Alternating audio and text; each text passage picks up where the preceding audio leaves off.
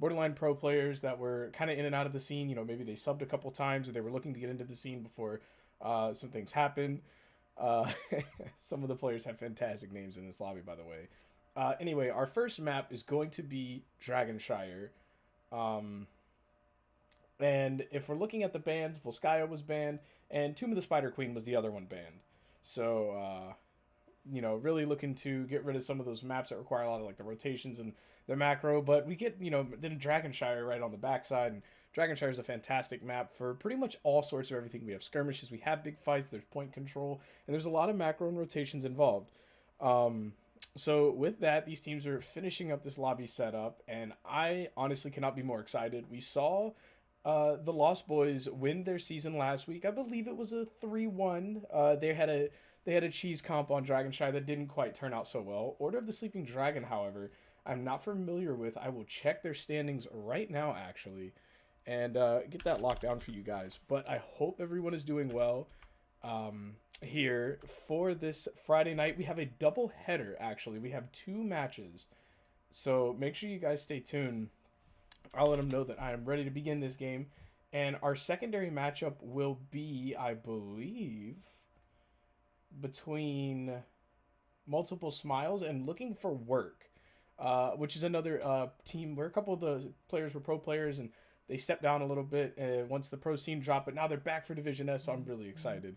And with all that being said, I believe we're going to load in to our first draft here. And getting into this draft should be juicy. Red team, Order of the Sleeping Dragon, should have first bans and picks. As it looks like we're not going to have Collusion today. We're going to have Tomster for the Lost Boys, and we're going to have Tuck Freeze. That's going to be extremely fun to say the entire night.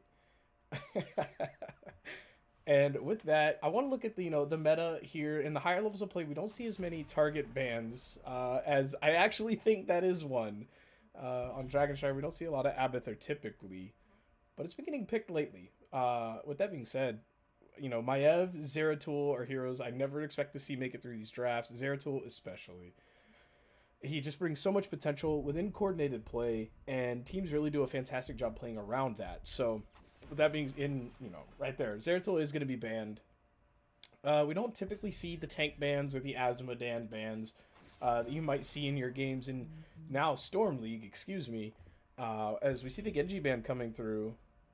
And the last ban coming will be actually on Chromie. Now, talking about the reworks of Chromie and Lucio, they are available for play in Heroes Lounge as Enigmatic gonna snatch up that first pick Maiev.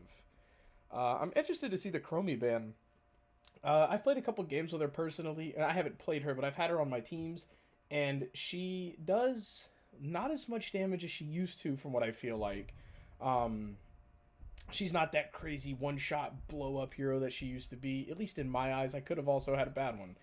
As we see Imperius and Tyrande, and I instantly think combos as Hosty locking the Tyrande. I don't know if Hosty will stay on that hero, or if Zergling will stay on the Imperius. We've kind of seen a scatter of these roles so far, but Imperius and Tyrande scream synergy to me. If you get that spear, Tyrande can follow with an easy flare.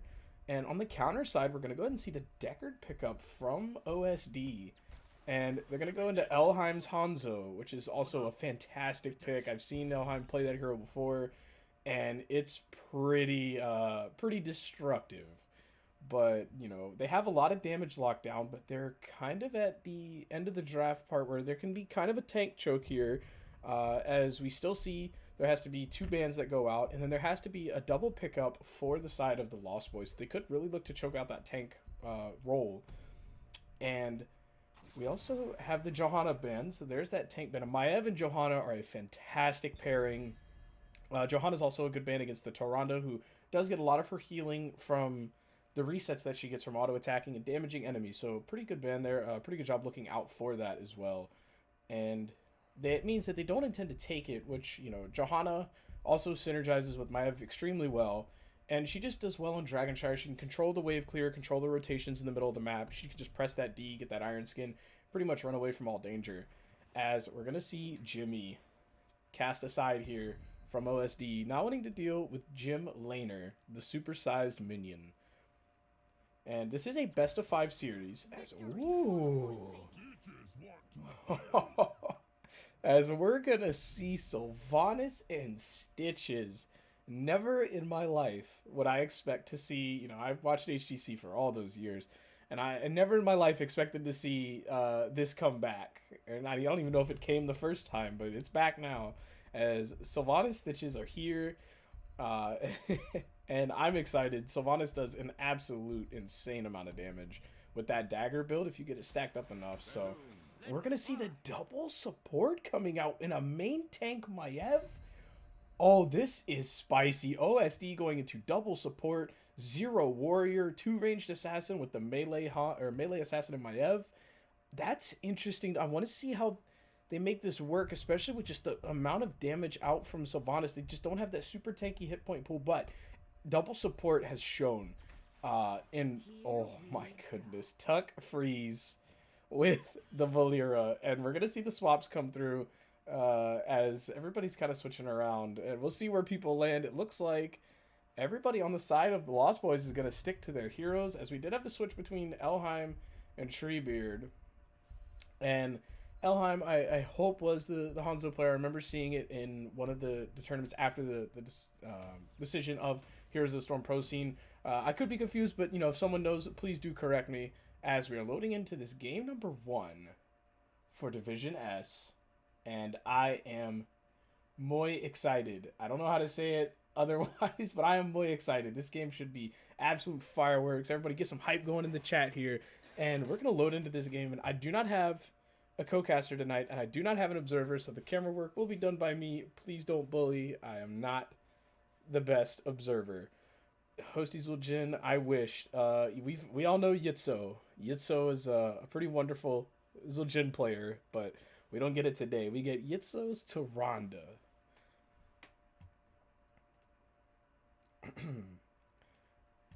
As we're loading in to game 1, I hope everyone's as excited as I am. Division S has actually been pretty fantastic so far. All the games have been fire. We had a 5-game series last week. It was an absolute blast. As loading in to game number 1 for the Lost Boys on the left, we're gonna have everybody here. We got Zergling on Imperius, Tomster on Stitches, Hosty on the Tyrande, Cattle on Sylvanas, and Tuck Freeze on the Valeera. And on the right, in the red for OSD, we have Enigmatic on the Maiev. And, Enigmatic on the Maiev, excuse me. Elhaim on the Malfurion. Epic Player on the Deckard Cain. Corgi Booty is on the Falstad.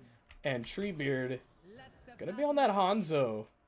As both these teams go mid, we're going to pull up these talents, take a look here as this typical clash goes on, and we do have the Unfurling Shadows Dagger quest out as the combo comes through onto Elhaim. Good hit with Enigmatic falling low, losing so much HP. Malfurion heals are going to come out just in time. Cattle getting barrel rolled in on by Corgi Booty. Valeera going to come up with the silence and the spear from Imperius. Zergling doing lots of damage with the slows, and first blood down in 25 seconds, but now Zergling and Tuck Freeze are super deep. Enigmatic going to get the pull and the tether. Enigmatic also going to get hooked and split, hit by the flare, and another kill, and the big double spear by Zergling, and neither of these teams stopping, even though Zergling is falling low. And oh my lord, getting out with 270 HP. We have 2 kills already in this game as Falstad goes top for the soak. We see those 2 kills, about a half level lead right now for the side of the Lost Boys, and just like that, lots of butterflies that I thought would exist do not exist, as these teams went straight for the fireworks.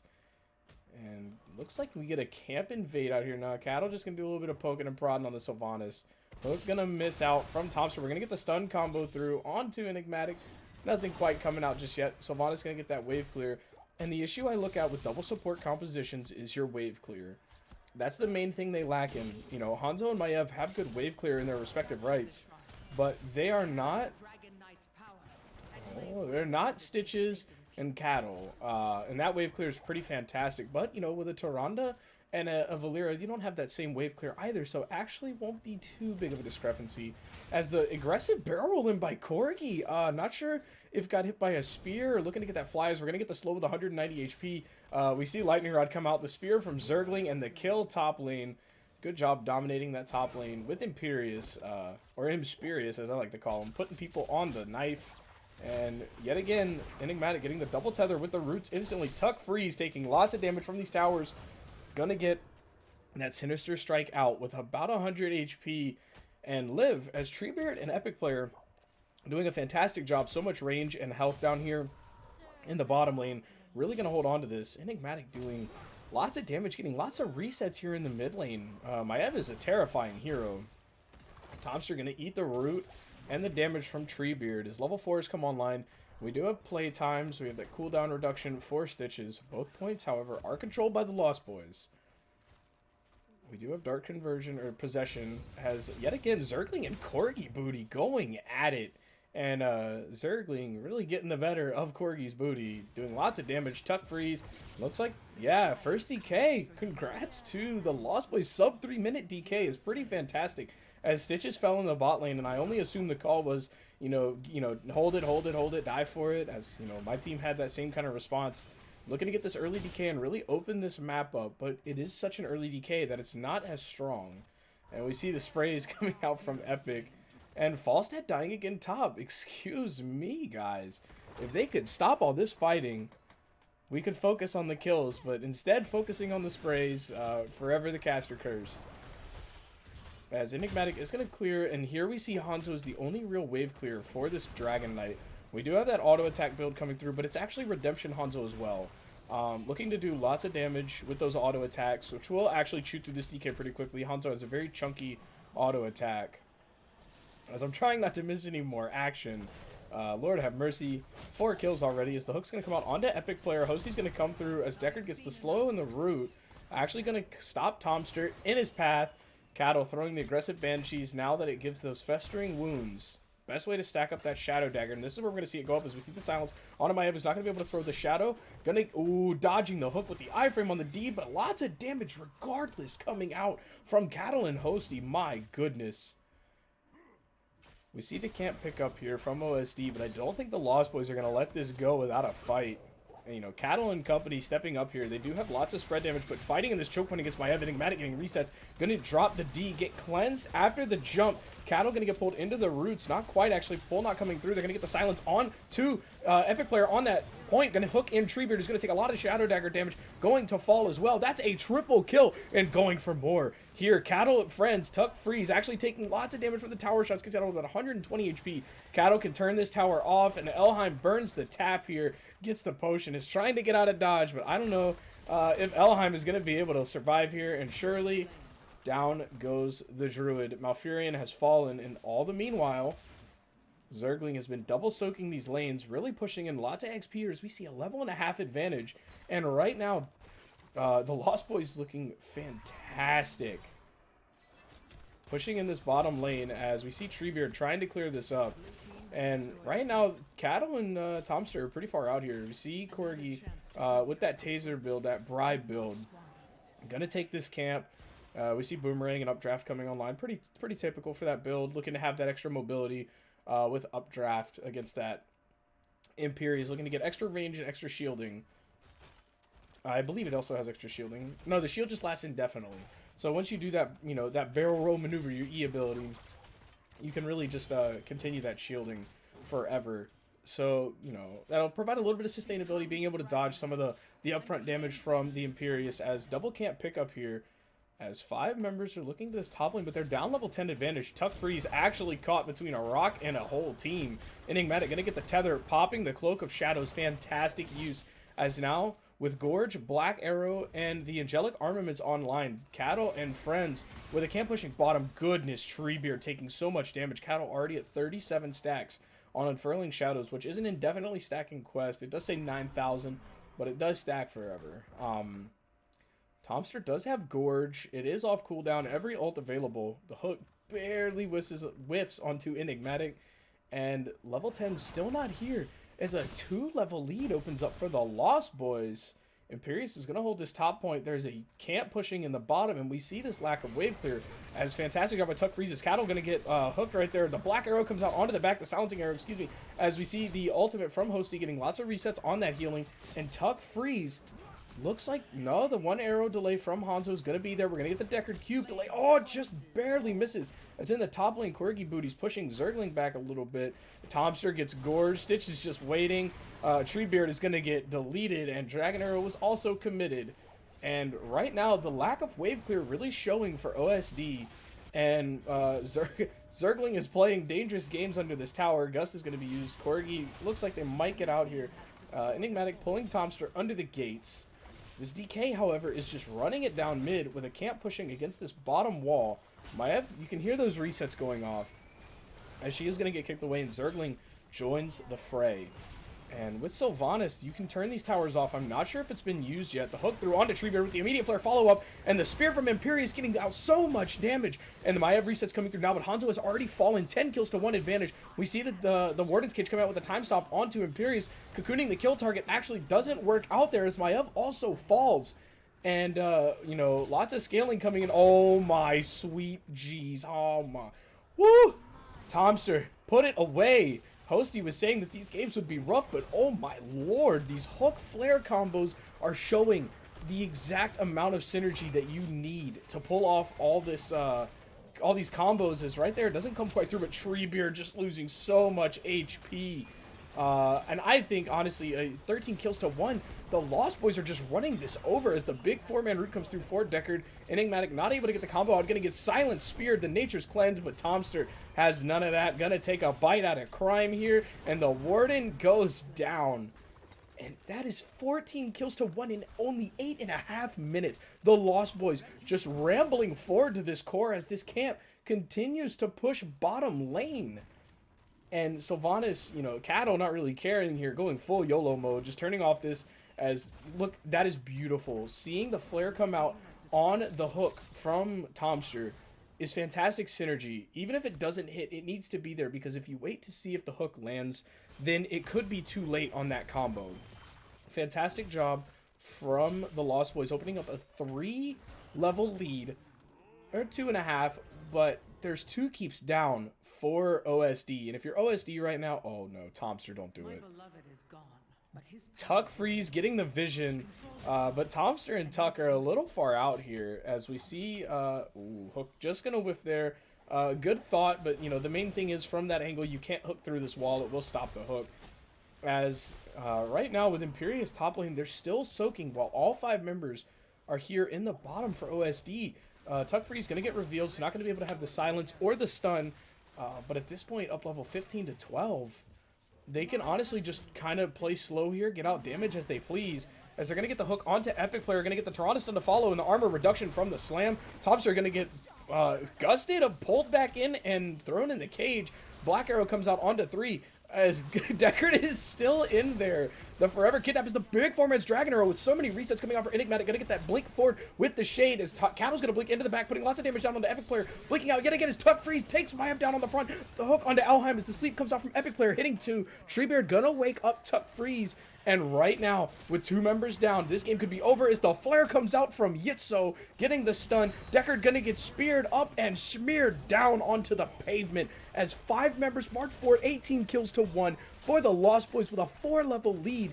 Really just tearing this double support, no tank composition apart. And we see the pings out there, gonna try to get that extra kill to be a little cheeky. Cattle is blinking all over the place. Corgi comes in for the Gust play, gets silenced and deleted. And with that, game number 1, ladies and gentlemen, 19 kills to 1. 4-level lead. The Lost Boys looked unstoppable that game, and you know, huge props to them. They weren't, you know, scared by that double support comp one bit.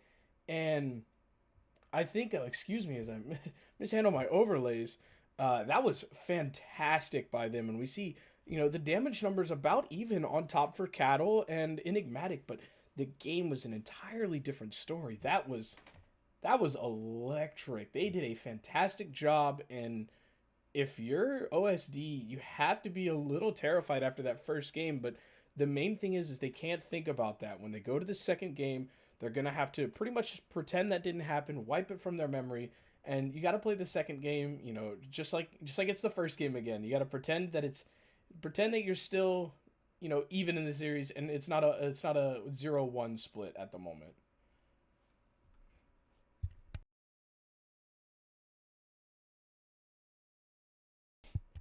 And right now, waiting for the listing of our second maps, we're gonna look at some of these talents. As with that, if you don't play Valyria a lot and you don't see her a lot, and you want to see what the build is, this is probably a good baseline to start. As Tuck Freeze did a fantastic job, 6-0, led siege damage. I think took the DK both times, so that's probably why. Um, but yeah, fantastic job from these teams, and we're waiting on our second match. But that was pretty fantastic, if I may say so. And uh, I believe, yeah, Satat, of that was the pick of the Lost Boys for that map. And it looks like they're gonna get to pick map again, as OSD looks like they're gonna take first pick, and we're gonna go to a fan favorite. Once I can find it in my listing, ladies and gentlemen, boys and girls, we're going to Towers of Doom. One of those maps that plays very similarly to the way it did, or it plays, I think, the exact same to the way it did before the XP changes. So, with that being said, lots of team fights, lots of skirmishing, and we'll probably see some of the similar results, but I don't want to see the double support again for OSD. I want to see them play a little more standard to get their feet underneath them. As we're loaded into the second lobby, waiting on these players to ready up. And, if you're in chat right now and you know anything about these teams, maybe if it's someone that's not part, I think we have some talk about subs here. Epic player filling in. But, with that said, if anyone knows, if OSD typically runs a double support composition, or if maybe it could have been a misclick, we'll find out potentially later. But if you guys know some stuff about these teams, let me know real quick. As in chat, I see you, Arrow. What is up, my man? How's it going? And yeah, it looks like Shot is on vacation for OSD. So that could lead to some of these compositional oddities that we see out here from OSD. As I need to update the score to reflect. Don't bully. I I remembered just in time as the Lost Boys are up 1-0 in the best of three. And with if you're for OSD in that game, you come into the second game. It's on Towers of Doom, a map that plays like it always has. So I want to see a really tried and true style from them. I want to see them just kind of get their foot in this door of this series. I would, as personally, I would be terrified going against Cattle and Hosty and Tomster, because I didn't play in the pro scene, I'm not a GM player. So just seeing those names puts fear into me.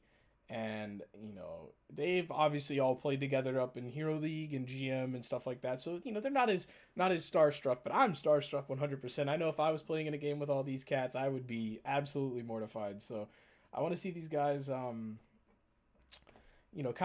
of take hold of this series and try to wrestle it back into their control. Even though this is not their map pick, they're opting for first pick. So maybe they have something else that they want to run. And we see from Satat and Hunter, thank you. OSD runs super crazy comps and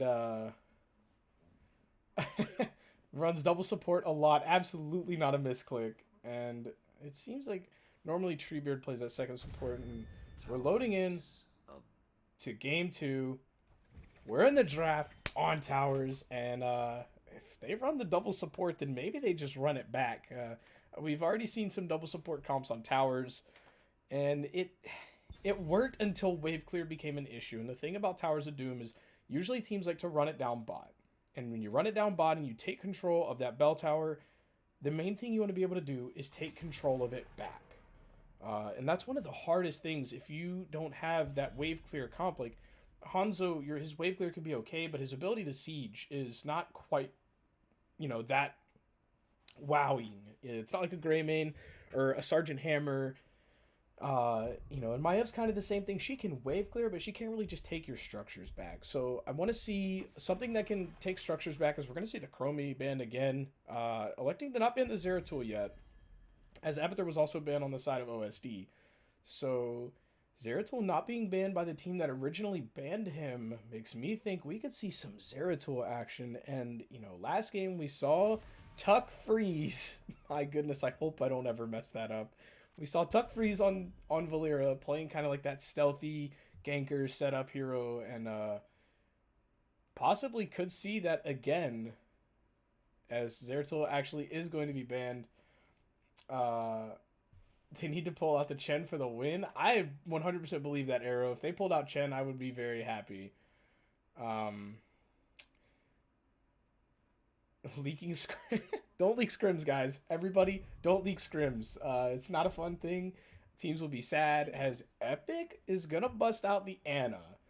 Eye of Horus is playable, I believe. I'm almost positive Eye of Horus is pickable. That's right. Eye of Horus is pickable. It was that you can't take Abathur and you can't clone Lucio. It's a really weird thing. Lucio has a bug, I guess, if you clone him. But speaking of the devil, and especially with that skin, which is lit, by the way, we're going to see Hosty on Lucio, which is amazing because I've played with Hosty a couple of times, and Hosty was a big fan of DPS playmaking Lucio in the past. He loved playing reverse amp. Now that reverse amp's on level 7, my boy Yitzo can definitely take advantage of that DPS style for Lucio. So looking for him to have a lot of fun out here. Is Jaina, Diablo, and Ana. Formidable lineup. A pretty standard setup there. We're gonna the Medivh ban instantly. Medivh and Diablo have always had a very interesting synergy, and gonna go ahead and get rid of that. Actually, the Medivh not even gonna be part of this equation. And with Ana now with a Jaina, Tuck Freeze is talking trees. I figured that as much, but at the same time, Tuck Freeze is really fun to say. And if I mess it up, then, you know, so be it. Eye of Horus is fixed. All right, thank you, Satat. As we're going to see the ban on Anubarak, not looking to have that cocoon be a problem as Zergling, Samuro again. We saw it the last time Lost Boys played. It looked fantastic. Zergling debated a whole bunch with those clones. It was pretty entertaining to watch. Pretty much just kind of off-splitting and being annoying as Samuro can be. On Towers of Doom, though, that is magnified by 1,000. Once level 10 comes online and you get that Illusion Master, Samuro's practically a global. As Tomster's going to bust out the Johanna. And just like that, the only thing remaining is the other source of damage, which will be Tuck Freeze Hero or Talking Trees. I'm going to go with Tuck Freeze because it's fun. So we'll see what that turns out to be. But already with the Samuro, I think they need something a little more bruisery. And that's not a word, but that's how I want to put it. As Jaina right now can really do work.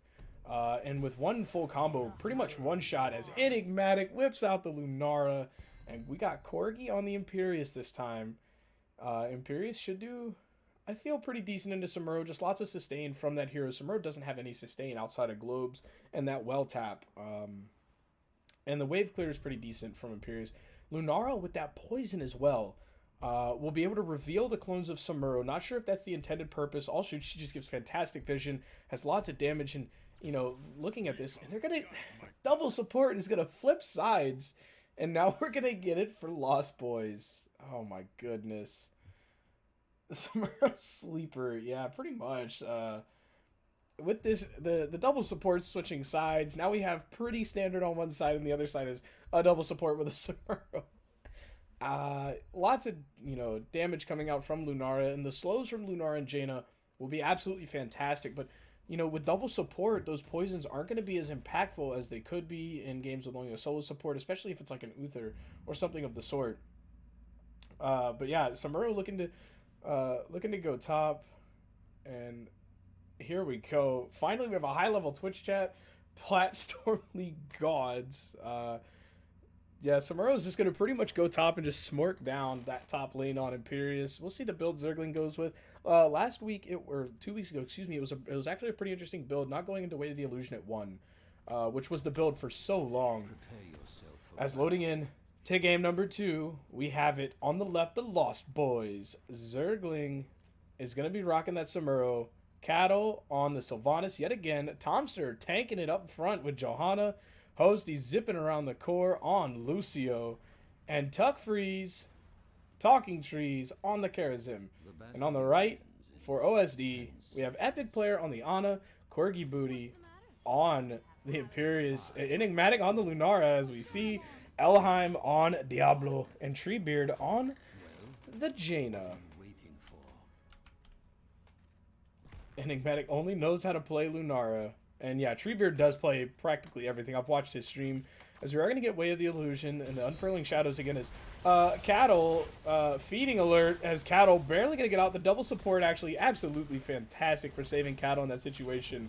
I believe it was the Sleep Dart that set that up. Good lord, that was a lot of damage very quickly. As the double spear coming out from Corgi here, no fear is being shown by OSD. Johanna got to burn that Iron Skin a little early to get out here. The mid-wave not actually even cleared yet, as Trees has already come bottom, and Zergling is already top lane. Way of Illusion and the Dagger Quests are going to be stacking, and Lunara Wisps are going to control a lot of these rotations. Cattle and Hosty are going to probably take that out. Yep, there we go.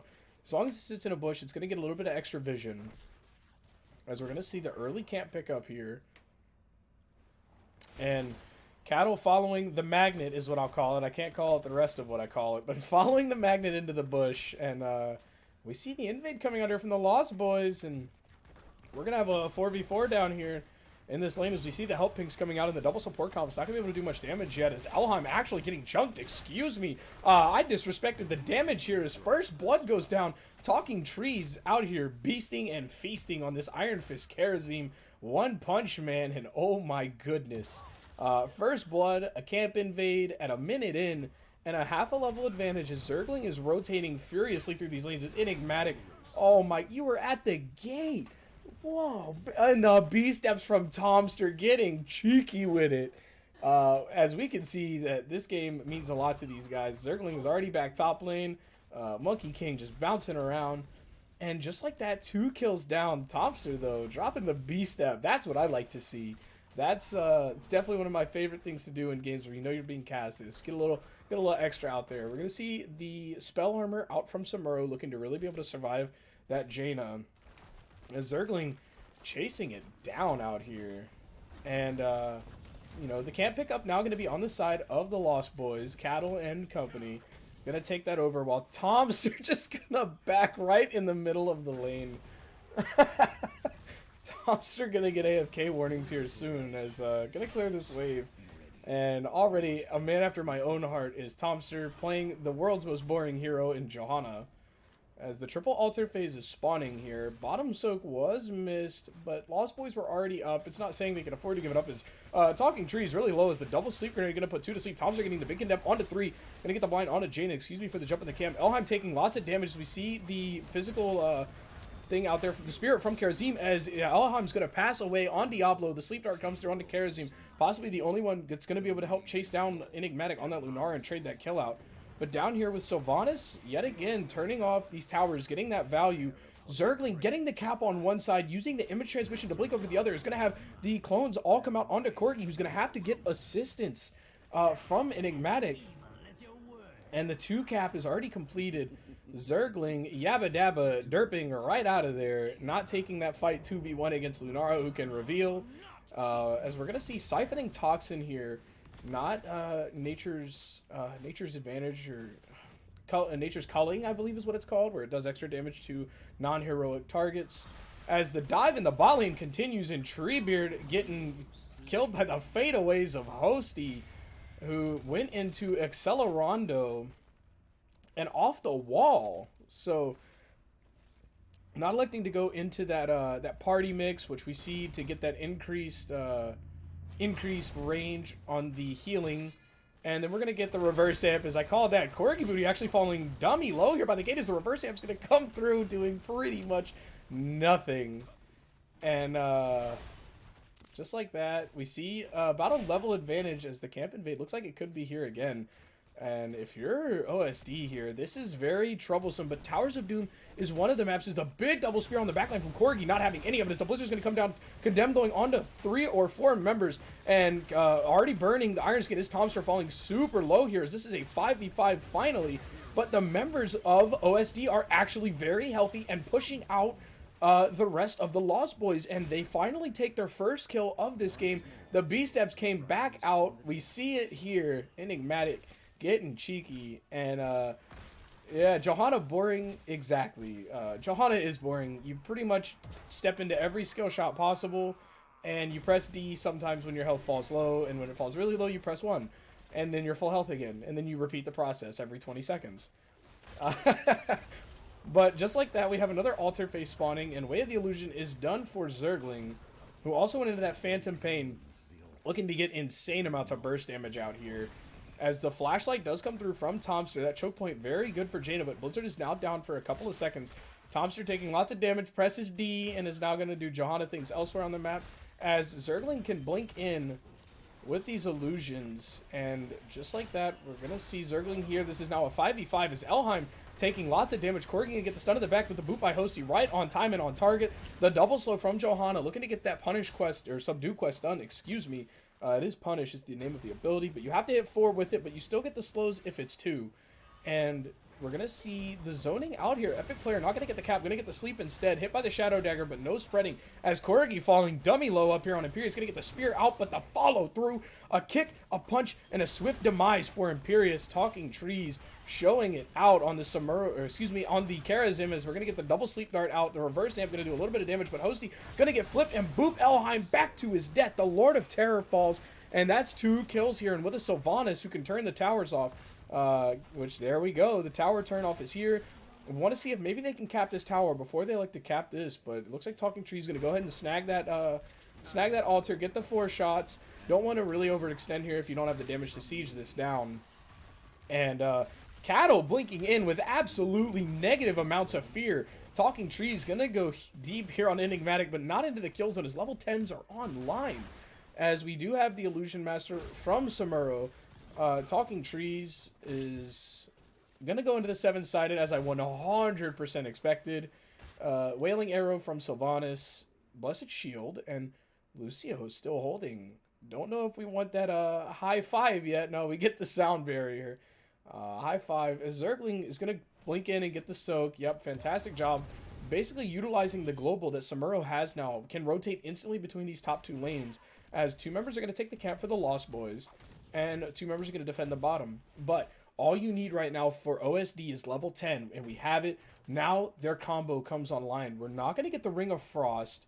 We're not going to get the Ring of Frost, and we're not going to get the Apocalypse. But we do get the big ha-ha-ha-ha from Enigmatic, and we're going to get the Nano Boost, which is going to turn Treebeard into an absolute damage machine. Tops are going to go deep, but Talking Trees splitting damage onto the backline. Going to get the 7-sided ISO onto Treebeard, doing so much damage. But now Talking Trees, kind of between a rock and a hard place, is going to get slept and ultimately drop. The B-Steps out. Enigmatic with no care in the world. They cap that camp. They get a kill. And OSD looking to reclaim some of their pride after receiving the B-Steps from Tomster. Going to clean up this bottom lane.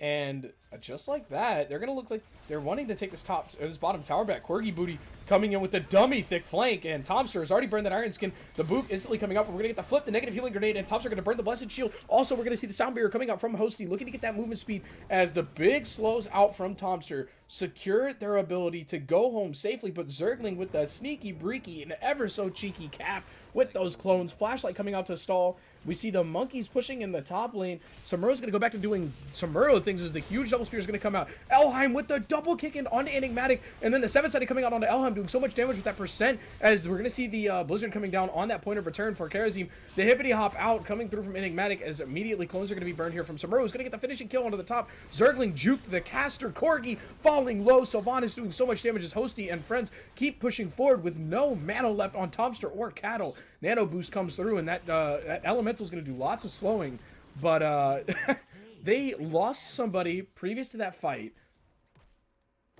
Were able to sneak a cap, stall, and then get the double cap on the end of it. fantastic job. And if you're OSD, that's kind of a gut punch right now, as they were finally starting to get some headway back. As Cattle gonna blink forward once and twice. Oh my goodness, that burst on a Treebeard.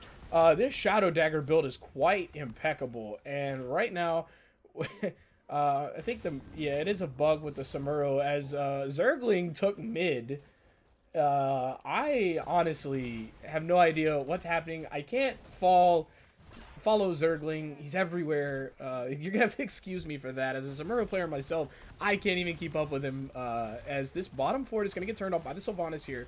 Tomster and friends doing lots of damage. Hosty gonna get the preemptive boop out as Cattle blinks into the backline, gets the big point blank arrow onto 3. As the hippity hoppity is going to come out from Enigmatic here, and Talking Trees still trying to nuke this fort down, as Tomster and Hosty falling really low here. Cattle as well. The Lightning Breath is going to come out, getting the slow onto 4 members, but they're going to have that armor up from the Spirit from Talking Trees, who is still mounted on the Blood Force. Elheim going really deep with the Shadow Charge here, and Nano Boost actually gets administered. We heard Ana talk about it. And the fight was pretty much already disengaged. Treebeard taking some tower shots, and now Talking Trees gonna step up with the damage down, gonna get the 7-sided, which is gonna come through, and you want to stack for that so the damage is reduced. But 3v4, they're fighting. Tomster taking lots of damage here, but the double altar phase, excuse me, is in the top lane. Zergling's gonna start capping it with the clones on one side, cap it for real on the other, and the clones actually timed out. I don't know if Zergling can make it over here. Gonna get spotted by the Lunara, gonna receive that poison damage, blink away, and they go 1 for 1. They're able to, being, you know, up at a bell tower mid, which still hasn't been taken back yet. That was only 3 shots that went over for 5 in favor of the Lost Boys. And they're just kind of running around this map, taking these camps. And right now, OSD, level 14 to 15 and a half, are going to have to make a move here pre-16 if they want to get back into this game, because they are falling behind, which is acceptable on Towers of Doom, but you have to have the ability to come back and have enough time. And right as I say it, Hosty going to take lots of damage. Their Treebeard going to get hit by the Wailing Arrow from Sylvanas and finished off by the Shadow Dagger damage. Cattle absolutely stunting on this hero. Stacks probably well over on, no, we're at 100 almost right now for that dagger. And when that thing gets to 200, it starts chunking, baby. Tomster's still out of mana pretty much permanently, playing on the edge. Gonna walk into the kill zone, and the boop comes through. They don't get that last sapper through. Is, oh my goodness. Enigmatic with that Abolish Magic. Gonna remove that damage from Cattle. As here in the top lane, Zergling doesn't give a single care in the world. Hold on a minute. The Great Escape, the spear from Corgi, dropping Samuro. Zergling getting a little too antsy in the fancy up there. And Talking Trees as hold up. Oh goodness, the unstoppable, perfectly timed. As we're seeing the rotation down from Imperius, look at the top left of your screen. This is going to be a 5-on-4 for 3 altar phase. Samuro's down for another 20 seconds, and Enigmatic is going to come super deep. Talking Tree's going to get lots of damage out. They're going to get the double spear onto both of the supports, and immediately we're going to get the 7-sided out. But Hosty going to fall before getting that sound barrier out. Cattle is getting dummy low here. Imperius is going to be able to drop that entire ult with all those swords onto him. Going to miss. Talking Trees trying to repel this attack. Cattle and Talking Trees falling under the safety of their own tower here, but zoned between a rock and a hard place, as 3 bell towers were up. 2 bell towers have been taken. Sure, they're only 3 shots apiece, but this is a humongous win in favor of Order of the Sleeping Dragon, as they were down level 15 still, and they were able to snag 2 of these. As we're going to see the leapfrog from Enigmatic, going to use the Unstoppable to dodge the silence, but taking so much damage. The Anti-Healing Grenade is going to do fantastic here. Clumped up on all these heroes. That build does a tremendous amount of healing. As level 16s are now online for both teams. And just like that, it looks like we're going to have this nice little stalemate. And OSD is looking fantastic. The longer this game goes on, their comp's really powering up. And a 16 with unfair advantage. And a Jaina, oh my goodness. It's going to get wild. As Zergling in the backline proving to be a nuisance. Tomster on the front going to rip the Bless Shield onto only 1. Looking to do lots of damage on the Corgi booty. As the 7-sided strike's going to go out into the backline. Talking Trees going to get wallbanged by Elheim. Cattle blinking in, out, left, and right. Juking and jiving, taking so much damage. The sound barrier is going to come through. Actually, Cattle is going to get hit by the spear and the leap yet again and fall. The anti-healing grenade is going to come out as everybody's chasing Enigmatic down to the bottom, but Tomster's falling low up here to the top. Hippity hop, juking and jiving is Enigmatic, who's going to get the kill here onto Tomster. And just like that, 2 kills to none in favor of OSD. The sleep onto Zergling, and if you get hit by some CC, the hip, the hop, don't stop till you drop. Talking Trees still going in on Jaina. 3v5 with 2 supports and a Samuro. I'm pretty sure they have to give this up as well, excuse me. As the Spear is going to miss, but Talking Trees, good night, sweet prince. And just like that, the triple cap coming. Oh my god, Zergling, are you... Hosty and Zergling with the clone, the blink in and out are going to get the kill. The Spear is committed. The Lightning Breath is committed, but Hosty going to get the dash out, and they actually get a kill to stall this. Zergling going in yet again. This looks like quick match. They're just not giving it up as the wallbang is going to come through from Diablo. Zergling. Oh, the Shukuchi actually gonna get Zergling out with 150 HP. Is Cattle coming right back in. The boy is back in town. 50 HP on the Tree Beaters. Hosty's gonna get the dash through. We get the kill, but Enigmatic's gonna burn both of the jumps here to get the kill onto Cattle. And the fight that never ends. Tomster is just in the vent, gonna get the flashlight onto Enigmatic. Hosty dealing with the welly on the bottom of this. And now it's a 3v3. Elheim has no mana, and gonna get the delay for 1, but Hosty and Zergling are gonna chase this down, and it looks like the Lost Boys are actually gonna hold on to cap that. That was a 2-level. They were both 16 when that point started, and I actually can't believe that that just happened. What a sequence here from these teams. Wowzers. As the boss play coming out, gonna drop the core to 5. As this is a guaranteed 4 shots regardless of how many bell towers you hold. Good play from Lost Boys, taking that off the map. They're going to give up their dominance here on the bottom lane. But I think they also feel the power of OSD coming online here as Cattle. Oh me, oh my. Please be careful. Uh-oh. Uh-oh. Coming mid, we have the 5-man rotation onto 3 as Zergling's not even here. Has the clone blinking around. Cattle's gonna burn that D, and yeah, he gave the D up, but the Hosty's gonna cap that campus. Elheim gets caught out a little bit far here. Is gonna take lots of damage. The Blood Shield is gonna be committed. We see the 7-sided strike coming down. Treebeard is gonna get hit by the silence. Nano Boost hasn't been committed to yet. Diablo taking so much damage from the Sylvanas, but nobody falling just yet. As you know, we see Cattle at 147 stacks on that unfurling shadows, and these teams are 19 to 19, neck and neck, 11 to 8 in kills. This second game is much closer than the first one. And with this comp with double damage dealers and an actual bruiser and a warrior, OSD not looking like the same team that they were in game 1.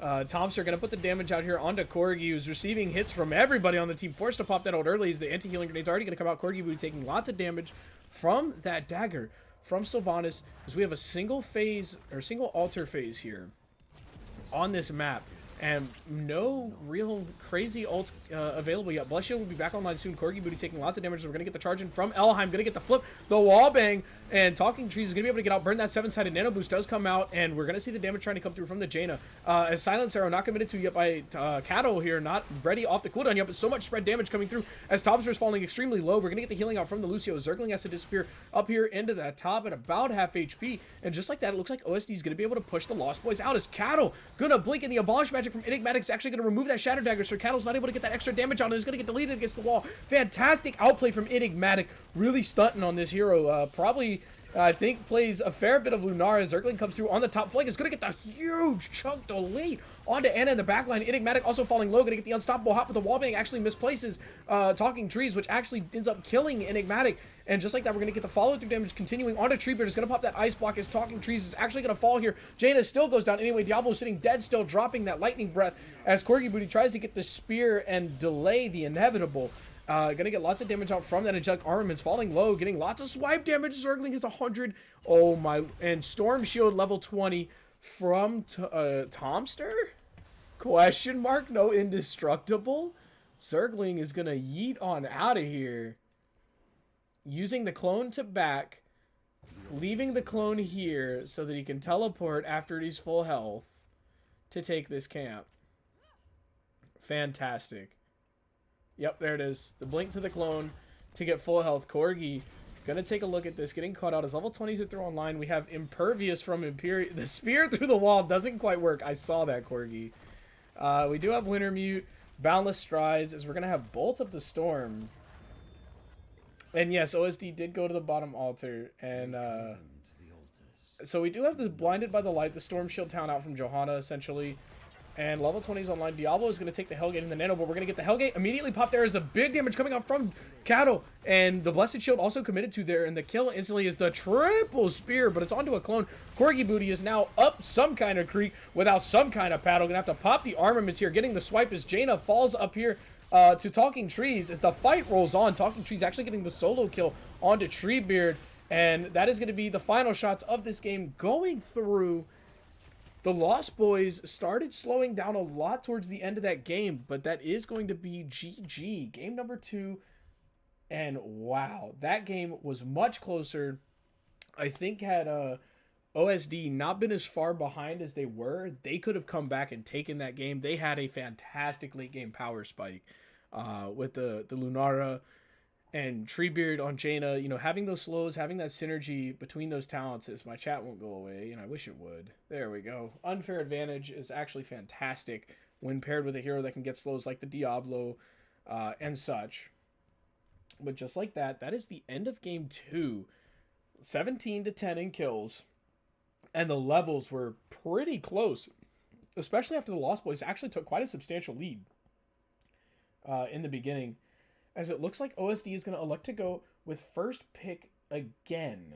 So waiting on the map selection. And we are back to this lobby.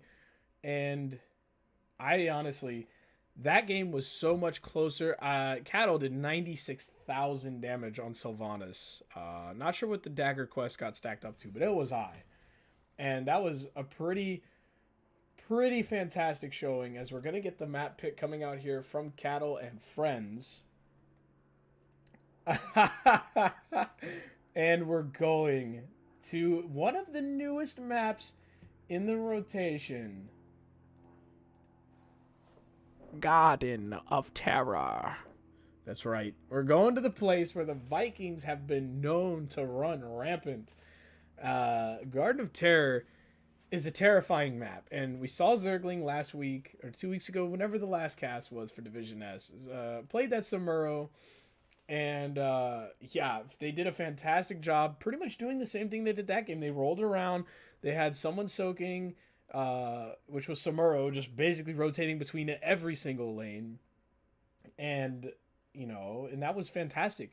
But we saw from OSD that in the first game they elected to go with a little bit unorthodox comp. They took a false stat. They had the ability to play the globals. So if they can play globals on this map, maybe this map functions similarly, I feel, to Cursed Hollow. As I need to update the score. Don't bully the caster. Nobody said anything yet, but I'm doing it before you say anything. But this map plays a lot similar to Curse. You have to get 3 of the points. I call them farmers points. Shout out to who I think it was Gravesville, or no, it's Mongoose. It was Mongoose casting with me last week. We call them farmers points. You know, we are farmers. Boom, ba boom, boom, boom, boom, boom. Excuse me for that. I just had to. But farmers points, you got to get 3 of them. They spawn randomly on the map. There's some points that spawn very favorable for your team. And there's ones that aren't so favorable for your team. So if you can, you know, make the choices to have that off soak, or if you can have that global potential that can come through and really kind of change how this works, then it could lead to some very interesting situations where teams, you know, elect to maybe give something up, or you know, go all in if they need one more. And then once you get those 3, those terrors kind of just push it down. And they do lots of damage to structures. They turn the structures off, and it's quite hard to de-push on this map. You know, your lanes get really pushed in. They're narrow lanes. There's lots of bushes and gank potential. There's lots of little nooks and crannies. So we'll see what happens here. Bully. Who's bullying? Weenus. I'm not bullying, okay?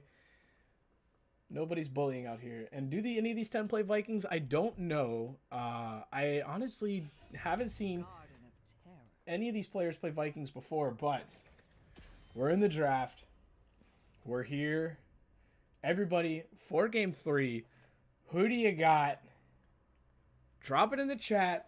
Do we have hashtag LB for Lost Boys? Do we have hashtag OSD? Do you think they're going to pull it out in this game 3? Garden of Terror kind of breeds a different senses. Neither team might have the same experience that they have on other maps here. So let me know down here in Twitch chat as we have the Abathur band coming through. Sand Hipster, as I'll call her for tonight. It's not hipster for real though. It's close. Still possibly could be the first ban out here. It is going to be Zeratul, but Lost Boys have banned it both times. They don't want to deal with Chromie. They don't want to deal with Zeratul. As when Abathur bans come through, typically it means you are just worried about that global soak. And we've seen them fall behind in the soak department before. And with the Lost Boys being so aggressive, an Abathur on their team would be absolutely terrifying. And the second ban coming through here, and it is going to be the Lucio. Not looking to get run down, booped. Not looking to have that shield for the burst protection. Kind of an interesting ban. I'm not quite sure the strengths and weaknesses of new Lucio. But they are potentially very great. And Epic, I see you down there. Wishing for Host Diesel Jin. I want it to, but I don't think we're going to get it. We know Yitzo loves that hero. As Enigmatic, repeating game one, going to go into the Maiev. Now, Enigmatic's Maiev in game one looked fantastic. Getting resets, great tethers, pulls, the positioning. But they just didn't have the comp, I think, to deal with what the Lost Boys had. Excuse me. I lost my train of thought getting baited there by Weenus. Yes, Sanda Hipster, as I'm gonna want the hook. Oh, ladies and gentlemen, there's a Murky, and if you want to hear my Murky impression or just a Murloc impression, let me know in chat. Just shout it out. Just let me know if you want it. But we have a Murky. Zergling is on the Murky, and I'm excited, and this is what I wanted to see with them. Oh, baby. Hosty, I know you're thinking oh baby in your stream, but Maiev Anub'arak Greymane. Okay. Maiev Anub'arak Greymane screams aggression. It reeks aggression, oppression, and deletion, most importantly of all. If they get a hold of Sylvanas, Cattle is going to literally explode as we see the Samuro ban and the Garrosh ban. And I want to see what the Lost Boys put together here. We have a Murky. I can't even get over it. It's just baffling to me, like, that you would pick it second. What does the rest of your comp look like? We're waiting to see. We're gonna have a Muradin, pretty bog standard pick, and Talking Trees is gonna be on Li Ming. There's a Murky. Oh boy. All right. So now we have to talk about two things. Is it the Octo Grab or is it the March of the Murlocs or the Meme Locks? Excuse me. March of the Murlocs gets a lot of zoning potential, but you can get kills with Murky, as we're gonna see Corgi come through on the false stat again. I talked about the global, an epic player on the Stukov. Oh my god. If they get in a new Burrow Charger and Impale combo into Maiev and Greymane with a Stukov silence, it's over. I'm throwing the mic off my desk. I'm just going to smack it onto the floor. I'm going to go to KFC. I'm going to buy a bucket of chicken. And I'm just going to, sit here and eat, lick my fingers. There's going to be crazy ASMR sounds. Because that is gorgeous. Gorgeous. As we see Anna, the last pick from Yitzo. Ladies and gentlemen, I'm calling it right now. This is going to be a nano-boosted slime build Murky. The Murloc is here. It's in the kitchen. And it's ready to hit you with everything, including the sink. It's going to be dope. I'm extremely excited. Oh, just get me into this game already. Stop the draft. Just hurry it up. Game number 3 between the Lost Boys and OSD. I see you guys in chat. Murloc or Riot, Weenus, SFX. Murloc Caster, yes. Okay, so I guess I got to do it. And this is going to be insane, and I don't want this to be clipped. I don't want anyone to ever hear or see about this again. But the Murky impression is going to be, I'm going to use it to name Zergling. As we get into the intros, we're going to start on the right side, this time with Enigmatic on the Maiev, Elheim on the Anubarak, Epic Player on the Stukov, Corgi Booty on Falstad, and Treebeard on the Greymane.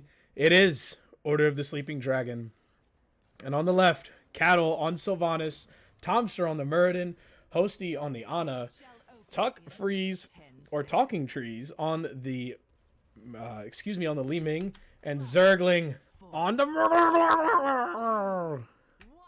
Murky. Let the battle begin. Let's look at level 1s. None of these matter except for Murky. He went bribe. Cool. GG. I'm just kidding. We have Spine Launcher out. Nice's Memento. Everything pretty bog standard for OSD here. Gonna get the stacking quest out of Muradin and Cattle again. Force Armor from Li Ming, looking to have that protection. Enigmatic gonna get the big blink over the silence. The impale, the charge in. Talking Trees goes down. The B-steps coming out, saying you're gonna disrespect us with a little fishy draft. We're gonna disrespect you by taking first blood in 30 seconds. OSD is really putting it on the table. Now I'm saying, okay, Zergling. Here we go. The proxy Murky. Greymane gonna kill the fish as the feels bad. Zergling gonna fall. Gonna get the Kobe auto.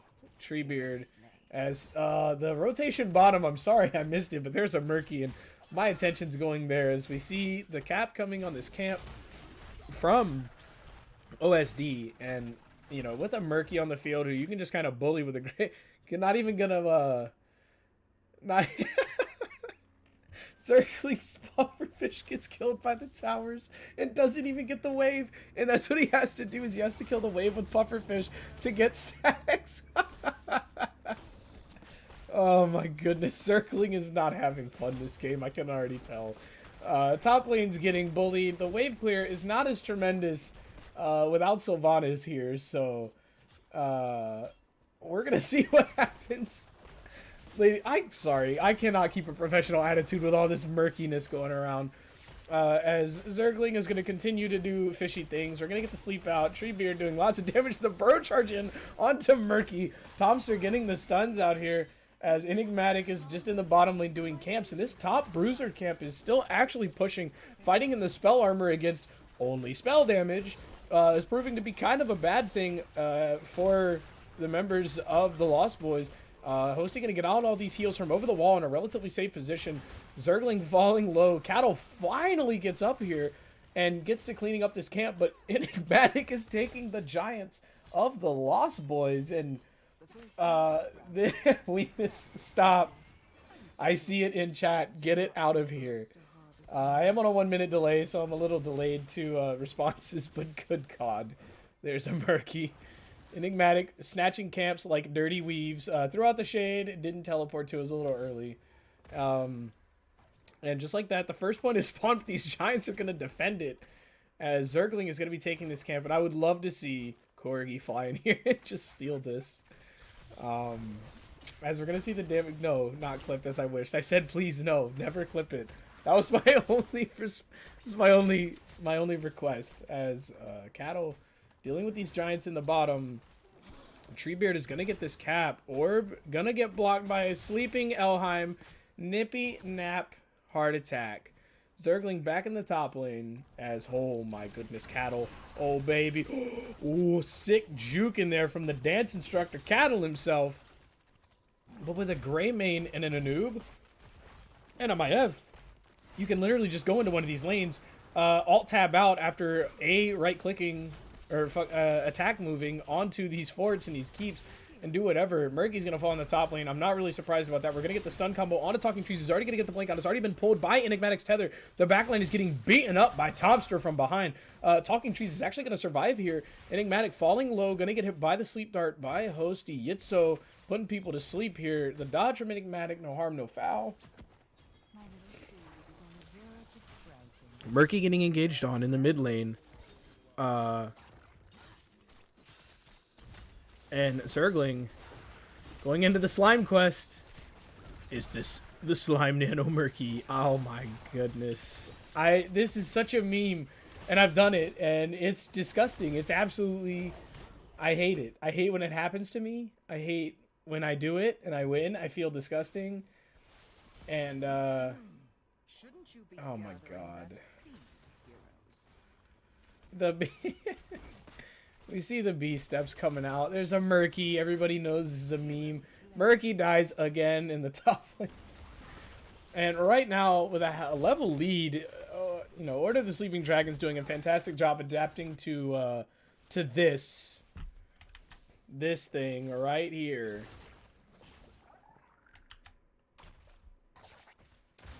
I just don't know what to say. They're doing a great job adapting. They're going to get this second farmer's point. Murky dies yet again. The fish is dead. I just don't even know what to say. We see the danger pings. Elheim and the homies could be interrupt. Oh, the sleep dart, the stun, and they do snag the camp. Falstad is going to fly down here. Tomster in a world of hurt, gonna get hit by the burrow charge. The silence, able to get the jump out first, gets the stun, and actually still gets tethered in here. No healing static yet for Tomster. Gonna get hit by the impale, but nobody falling. Trees on the backside getting damage out, as I believe Murky has been annoying Stukov. The burrow charge comes through over the wall. Zergling's gonna barely make it out here on the front side. Level 10's not here yet for either team. 5 stacks on the Murky quest. That thing gets really lethal once Fish Tank comes online for Murky, getting the healing from basic abilities. And Murky dies. Big shocker in the top lane, as Murky's got a death and a half total right now at a quarter apiece, which means Murky is respawned from that egg 6 times. Epic player not getting stalled here. The farmer's points are taken by the red team. And now I think the issue is wave clear yet again. Zergling getting hit by the hammer. Cattle not going to blink in, as we see these plants pushing in these lanes. And ranged, oh, good blink there from Talking Trees. Murden actually going to get hit by the silence and the impale. They're forced to stay in Silent Town for a good while, as Cattle and Zergling are doing a decent job clearing the top lane, but nobody is here middle. And now we see, like, the lack of wave clear for the Lost Boys is really going to show out. Cattle is not stacking extremely well either. Forced to be in a lane by their own is Corgi. Oh, the black arrow is going to miss. Enigmatic's going to blink forward to get the containment disc onto Cattle. This will be your prison, good sir. Going to get it by the tether, and the pull, the auto, and the auto. Good night, sweet prince. Li Ming popping the beam here to get the clear. Disintegrate into a new brack, obviously for the Cocoon burn. Cocoon was not used though, so getting it purely for the wave clear. As Murky putting the hurdy and falling yet again. Oh my goodness, God. Down goes the fish. Right now, if you're the Lost Boys, you're in this for the late game. You have a Murky, you're obviously playing for level 40. Excuse me, I had an extreme lag spike there. I apologize. Totes Cokes. Yeah, the payoff. Yeah, welcome to Division S. I am your humble Merc Overlord servant. And right now, with the wave clear, the amount of siege damage that OSD has, this is the comp that even if they were against something standard that isn't a fish or a shrimp in a bubble, walking around, slamming on people, I feel like this comp is better suited to being able to fight back against the aggression that they're receiving. Because now if you are able to keep the Lost Boys on the back foot, then you're able to take more of advantage in the game. And, that's honestly suiting them much better, as we do have Octo Grab for Murky. I need to go over these ults for both these teams. Shove, Containment Disc, Gust, lots of isolation. We have a humongous isolation kill comp for OSD, and on the right, or on the left, excuse me, we have the Nano Boost with the Octo Grab, Slime Build on Murky, and pretty much standard everything else. The Shove is already going to come out. Healing Static, not online for Murden yet either. Murky going to receive the heals, the peels, and ultimately the squeals. The fish is delighted to feed another day. Gonna get that pufferfish damage. Is actually pushing up here is OSD on the left. With their camp in the bottom pushing. A camp in the middle pushing. Falstad snatching another camp like a dirty weave. And we're going to get the blink in here from Enigmatic. Going to get the tether only on the one. The blink comes through on the Talking Trees, who takes so much damage. The Ana's going to get Cocoon instantly. The barrel roll forward. Disintegrate not going to be enough. The Cocoon is still on to Ana, who's also in a terrible place. As we're going to get Hosty here. Getting rooted by Virulent Reaction. The Gust is going to come through. Getting out Cattle. Is go for the throat. Drops 3.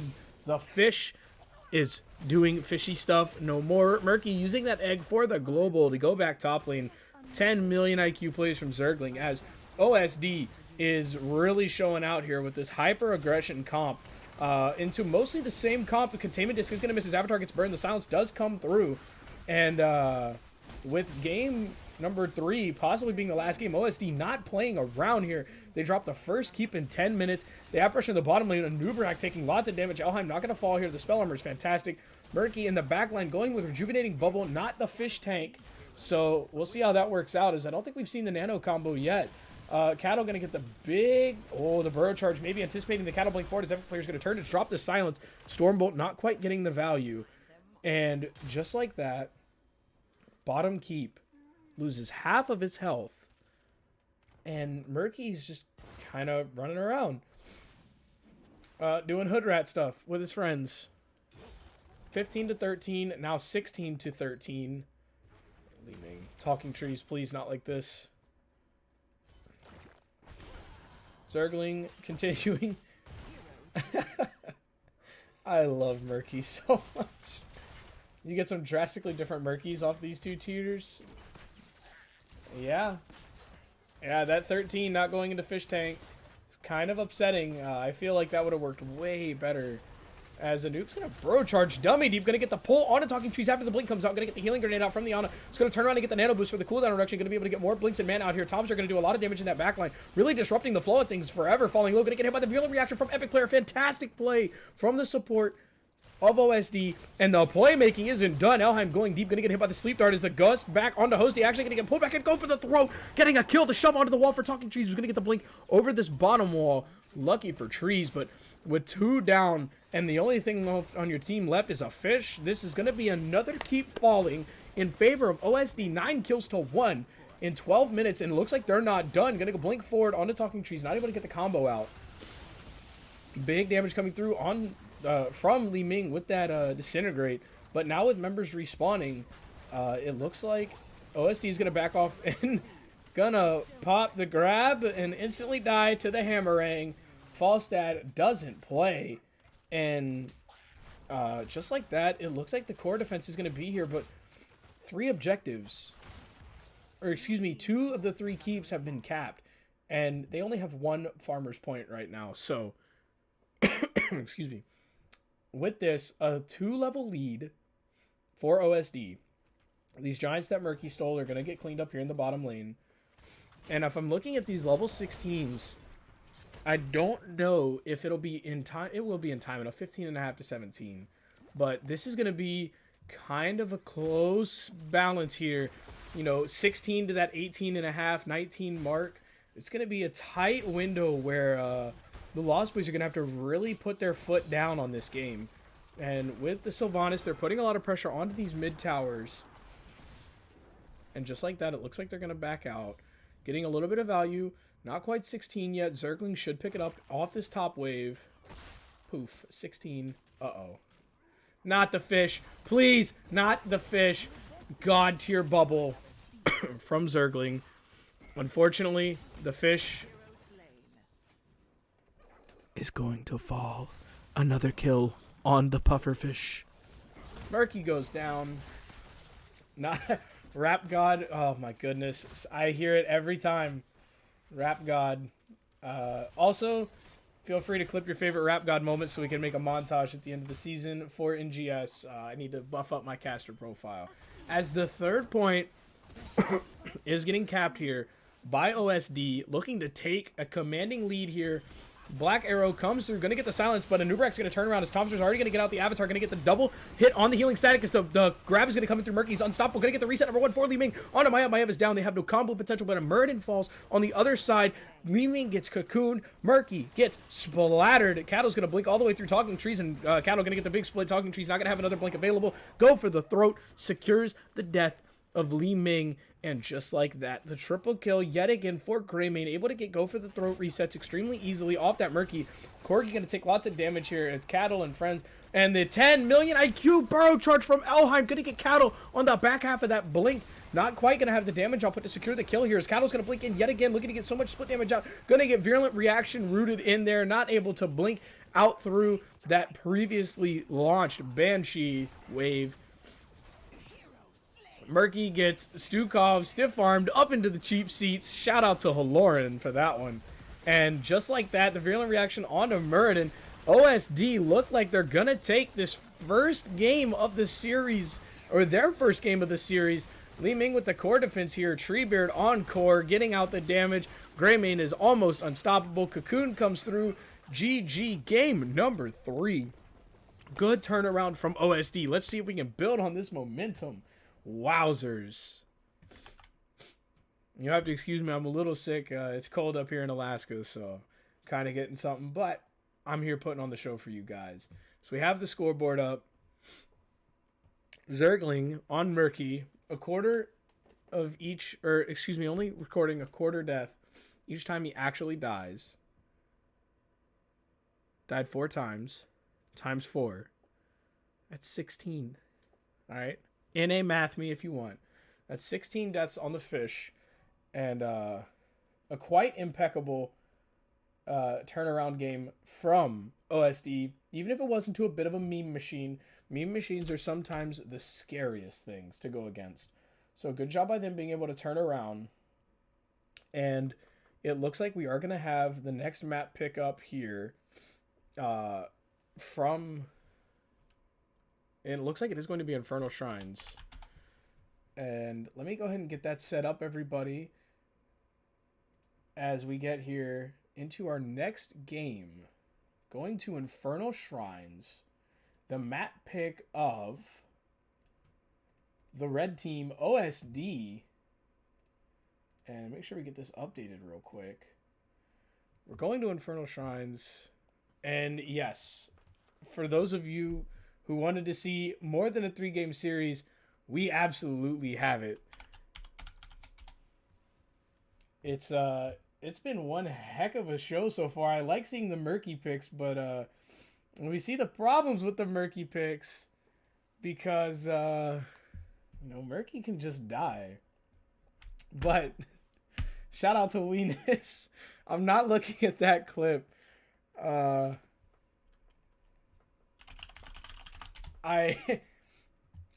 I wanted to give a shout out to Weenus for getting that clip. It was pretty fantastic. My Murky impression isn't the best, but nonetheless. So, yeah, and Phoenix as well. Sad it only has 67 viewers. Hey, we're out here just trying to bring the people who still love HOTS to the scene. Keep them on their feet, keep everybody happy. I know personally it's not about the quantity. Or not the quality, quantity. I'm getting my Q numbers mixed up, my goodness. It's not about the quantity of the people watching, it's about the quality. And everybody here knows that this is a fantastic game, and they know that these teams are still playing, and they know that whoever's still playing this game truly cares. The community here is fantastic, and I wanted to shout out everybody who is here. Huge appreciation to you guys, obviously. The scene only goes as far as you can help us take it. As we're in the draft on Infernal Shrines, it's about to get wild, I fear. Talking about specific picks for Infernal Shrines, I don't know if anybody in here plays it, but Kerrigan is a pretty like commonly thought of hero when it comes to Infernal Shrines, as well as like Kael'thas and your Alex Straza and stuff like that. So potentially some spicy picks. And Treebeard wanting that Host Diesel Jhin, we all want it. I don't think we're going to get it, though. We see the Maiev ban and the Chromie ban yet again. Nobody wants to deal with Chromie from the side of the Lost Boys, but Maiev ban coming out on the other side, being banned by the team who's played it, and OSD has played a fantastic Maiev this series. I don't know who plays Maiev for the side of the Lost Boys, but certainly not wanting to deal with it. Zeratul is also going to be the ban again. What about Abathur? Abathur still hasn't been banned. I fear that we may not get the bans we deserve. Leon, welcome. B-Chain Chen, no, I'm not playing, unfortunately. I'm just casting today, brother. But I appreciate it. You know, I got my Chen banned against me yesterday in our match. It was pretty glorious. As we have the Lucio ban coming out yet again.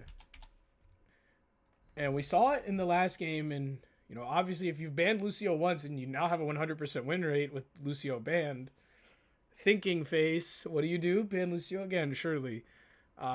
Sure, there was a Murky in the game. We're not going to bring light on that. But Abathur makes it through this draft. And I'm going to go ahead and get the pick up onto Diablo, who we haven't seen a lot of in this series. And with Abathur up right now, Samuro's still up. There can be some pretty nasty pairings. And I want to see if Abathur makes it through this draft. He's been banned, but I don't know if either of these teams are willing to play him. We will see. We will find out. Treebeard gonna snatch that Sylvanas. And I've played against Treebeard Sylvanas on this map. It's not fun, okay? It really sucks. It's not a fun game. Elheim is going to pick up that Beetle, though. And just like that, we see that Cattle is now going to have to pick something else. Tomster is going to pick this Tyrande. And I'm waiting to see what our boy Yitzo picks. Maybe we can get our Hosty special. As Talking Trees on the Junkrat, a hero I've seen him play before. And it's quite intimidating. Right now we have a fantastic comp for both of these sides. Obviously, you have a little bit less picked out for OSD here, but the Lost Boys looking good. They have great zone control. They have a good healer. They have a mobile assassin who can also kind of fill that pseudo solo laner role. Junkrat can really bounce around and collect you a lot of that soak. Hanzo gonna be the ban out. Not looking to deal with that long range auto attack damage, and we know Hosty plays that Hanzo. It's pretty disgusting. And the ban coming out here is going to be on Ana. Not looking to have that heal reduction against them or the nano boost, which is still a fantastic pickup, even though Eye of Horus is still playable. And if we're really going to get into the nitty gritty of this, we have to start thinking about where the rest of your damage comes from for the side of OSD. I want to see them pick aggressively. I want to see some more dive damage. Sylvanas can dive. Okay, they're going to go with the Jaina, but that's an insane amount of burst damage now.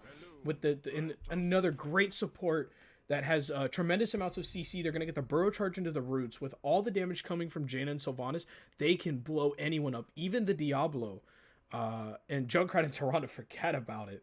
That's going to be easy pickings if they can land all their combos. But the same thing still exists. With Junkrat and Diablo, there's so much mispositioning that you have to be worried about. If you step too far forward or you put yourself next to a wall, Zergling or trees could really get it out on you. As we're going to get the Hosty special, we're getting the bird. Medivh is here, and Cattle picking up that Sonya at the end. We'll see if they switch it around. But Cattle busting out potentially a Sonya here, and that leads me to think, are we going to get another Leap Sonya like we had last week? Because we had it, and it was actually pretty fire. I was super excited. Did this match start earlier than what was on the Heroes Lounge site? I believe so. I believe we started an hour earlier than normal. Apologies for that. I personally am mostly with NGS. I'm only purely casting for the NA Division S games, so I can ask after this match, but I won't be able to get you an answer real quick as we are starting this next game. So unfortunately, that is the case, but it has been a pretty fun series so far. As we're going to load in here to game number 4, debating myself with the numbers. Game number 4 between the Lost Boys and OSD. Let's get it. And this is the map pick of OSD. So We'll see if they have, you know, possibly a different plan or a method that they want to employ here to try to play this map a little bit differently. They played extremely aggressive in the last game, especially against the Murky comp. You have to do that. They did a fantastic job, you know, kind of peddling what they had, and just like that, we're going to load in to game number 3. We got Cattle on the Diablo, Tomster on Tyrande, Talking Trees sitting on the Junkrat, Zergling on the Sonya, actually, and Yitzo, the eye in the sky on the bird. It's Medivh. On the right, we have Elheim on the Anub'arak, Treebeard on the Sylvanas, Epic Player on Malfurion, it looks like, Corgi Booty on Imperius, and Enigmatic on the Jaina. Sprays are out. Let's get into it. Level 1's picked up. We have Cattle going into that spell shield. Kraspu, hello, welcome. It's getting pretty lit in here. We're in game number 4, as we just saw OSD take their first match off of the Lost Boys, as they kind of went for a little bit of a meme machine, but it instantly got taken advantage of. Zergling spinning the win already on this as the triple spear from Corgi. Get it, shouty. Show him how you do. Work that thing. Hitting 3 on the spear. Not taking the quest, so not going to get the same value. Oh my goodness. As we are going to see, not Talking Trees, Treebeard going into a different build than Cattle did. Hosty getting the stacks, as Cattle's going to get the charge to flip the whopping on Enigmatic, who's running at the portal. Not his portal. Enigmatic also going to get hit by the CC. Fantastic Junkrat mine from Talking Trees. Tuck freeze, but also Tuck Jaina. Get out of here. That's going to be first blood in a minute to the Lost Boys. And just like that, no regrets. They really don't care about how that last game turned out. They're out here getting it. We see Cattle. This Medivh Diablo pairing, enough cannot be said about it. And oh my sweet Lord Almighty, Bajornis going in on Epic Player, Malfurion falling low. Cattle doesn't have a way out of dodge here. Getting hit by a lot of damage and slows. Treebeard not able to step up. Good zoning mine from Talking Trees. Sonya in the top lane dealing with Corgi Booty. Getting bootied up there though on the health bar department. And just like that, we're going to have possibly a camp pickup. We do. The Lost Boys, Cattle, and Tomster are going to pick up this camp. It's going to take them approximately 65 to 70 years to take it, as both of their wave clear amounts to basically -2. Nobody helping. Finally, Talking Trees and Hosty show up. Weenus. Yeah, I appreciate it, man. A soup gift basket. Could you do a basket of soup? Cattle, not a single something given here. It's a PG friendly stream. Going into this camp, not really caring. Talking Tree's gonna go ahead and put the mine down. This is a 4v4. Medivh is also just stacking, but Cattle is getting absolutely chunked. Gonna get the protected status on the portal. Gonna click it to get out. Elheim getting actually booped in by the Junkrat. They do steal the portal though. Or not the portal, the camp. Good gracious. They steal the camp. Fantastic job by them. Sonya continues this 1v1 in the top lane, as Hosty is doing annoying Medivh things, flying around, granting vision, as a good Medivh should. Gonna get 2 stacks right there, and is already sitting at 18 on that master. Oh my god, please don't. Great response from Epic Player. One of the main things about a Medivh player is you have to control the portals. And Murda, welcome to the chat, by the way. I see you, big guy. As instantly we're going to get the combo here out onto Corgi Booty. We're going to get the boop away from the Junkrat. Corgi falling extremely low. Going to get that minus armor from the Tyrande. Hosty and friends going through the portal. Going to get hit by the root, but it doesn't matter. Hit by the Arcane Rift is Corgi going down with a frown. And all that armor hitting the ground like dead weight. As 3 kills to 0. The Lost Boys continuing to press on here. As Enigmatic has to be careful. Cattle looking to get the chase, but the wave clear is already done. And Sonya on the shrine, forget about it. She's going to have it done in like approximately right now, Scoob. Already done. I went through like 4 characters in that one little moment. Treebeard going to get flipped and pinned against the wall. Sylvanas, my queen. The flare and the triple stun from the Punisher. My sweet goodness. Oh me, oh my. If any damage would have been there, on behalf of the Lost Boys. That could have been a triple kill, but the charge and over the wall going to get the immediate cleanse. And Hosty putting the portal down. Cattle and company not done. Chasing Treebeard left, right, center, right down the hatch. Hosty sitting at how many stacks on Master's Touch? 28. So you have to start being a little more careful. Going to get hit by the combo here. The knockup comes through from Anub'arak. He's already burned the burrow charges. The backline's going to get hit. Treebeard dealing with that Punisher right now. John Cena doing so much damage as Malfurion falls up here in the front line. Souls complete for Diablos. Elheim trying to get out of dodge with about 700 HP. We see the chase coming through. And Jaina, oh baby, what are you doing? If you get away with this, yoink, flip, well, hit him with the lick, the yak, down he goes, Enigmatic. You cannot back there. It's not safe, my friend. And another kill going down 5-0. And it looks like this fort is going to go down here. The first one of the game. And Junkrat Mines being annoying as ever. Treebeard. Uh-oh. Oh, no. Oh, no. Talking Trees, please, run. Talking Trees gets out. Fantastic damage from Treebeard. And, oh, my goodness. Gonna get the flip combo here onto Treebeard, who gets the blink out. The double flare, excuse me, the single flare by Tomster. Looking to get the heals out onto Trees. And with this top lane pushed in and Anub'arak up there dealing with it, that's not the best wave clear. So I want to see how that turns out, as it looks like another camp invade could be possible here. Actually, Corgi going to take the combo, going to get speared, and actually going to get out as the flare barely misses. That could have been extremely bad. As let's see how Anub'arak's doing top lane with all this wave clear.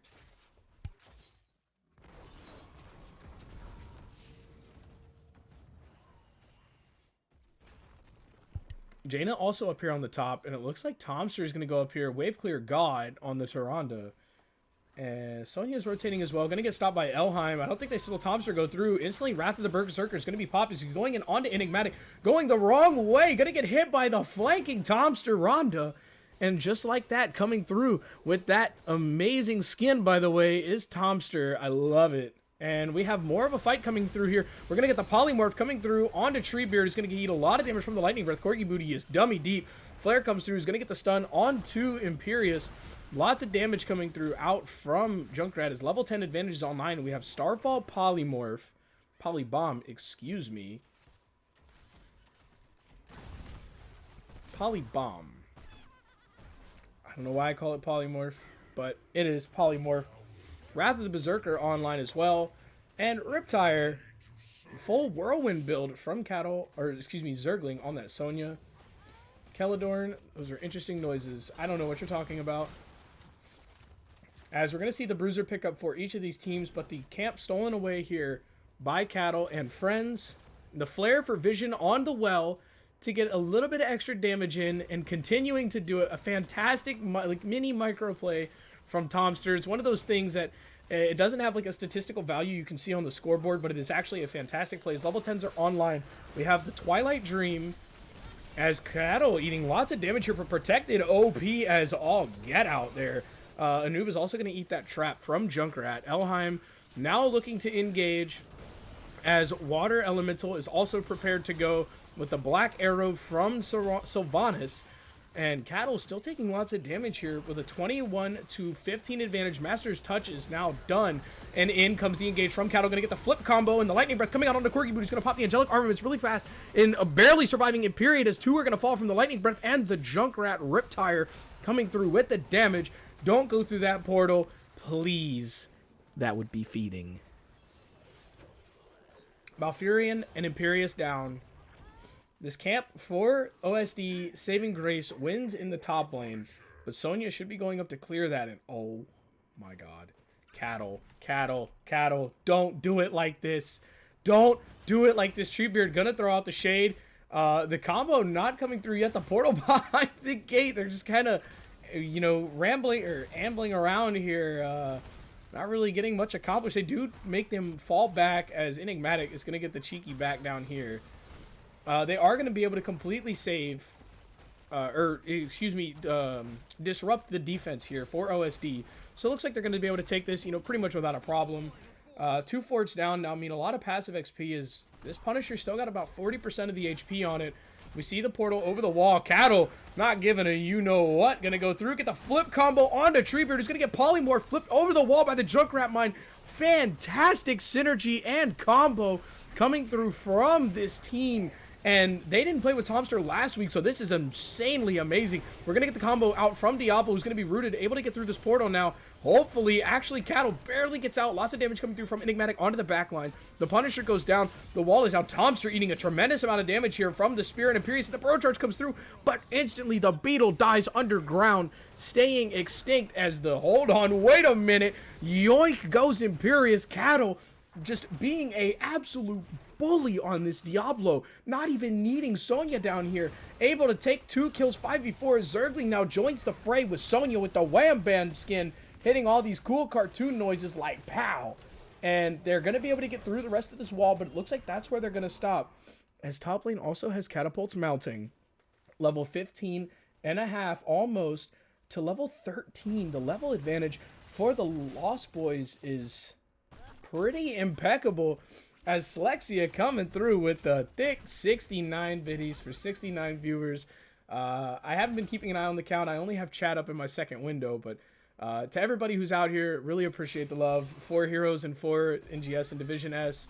And, you know, really appreciate everybody being here and being hella wholesome. Cattle, what are you doing, my guy?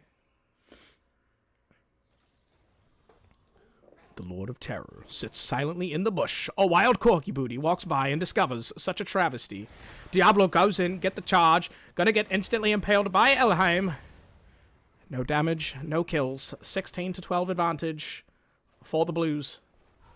I'm just kidding. I couldn't sustain that. That would be actually kind of wild. I don't know where it came from. I don't know why it happened, but it did. Cattle gonna get the combo onto the wall. Instantly, the mine's gonna come out. The polymorph, and immediately a Nubarak is gonna get deleted. Elheim, safe and sound nowhere. Somebody called the exterminator, because good night to the Beetle.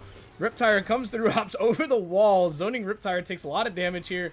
Gets a little bit of damage onto the walls. The combo comes through from the portal on the upper side. They're going to get the flip combo. The Silent Arrow comes through and securing the rest of the combo. Cannot land. Diablo does fall protected. Not enough to get him out, as Treebeard able to secure that amazing arrow, which could possibly thwart the ending of this game. Lots of damage coming through out onto Hosty.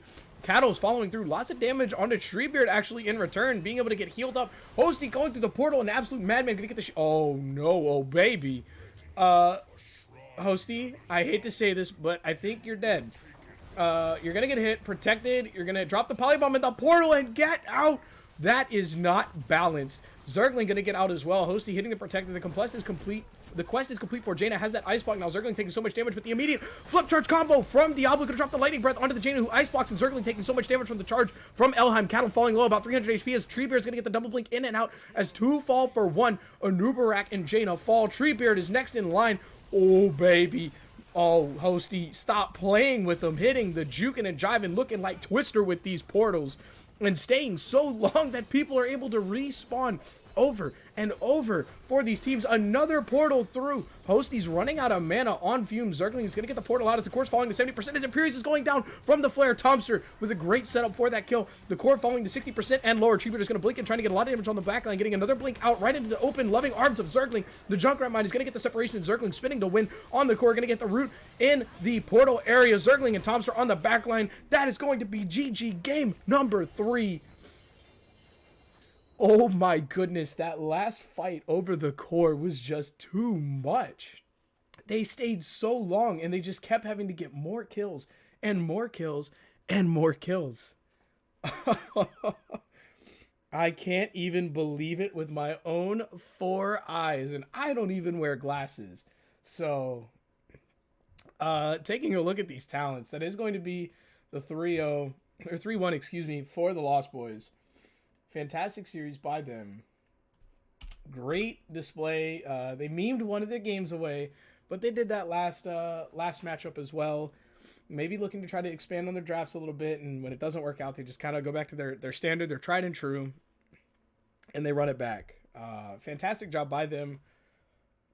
That last game, 17 kills to 3 advantage. Wow.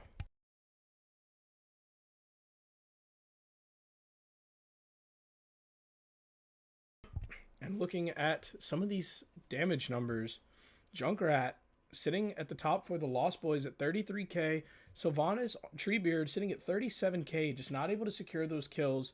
And a fantastic series. And only the beginning of our night.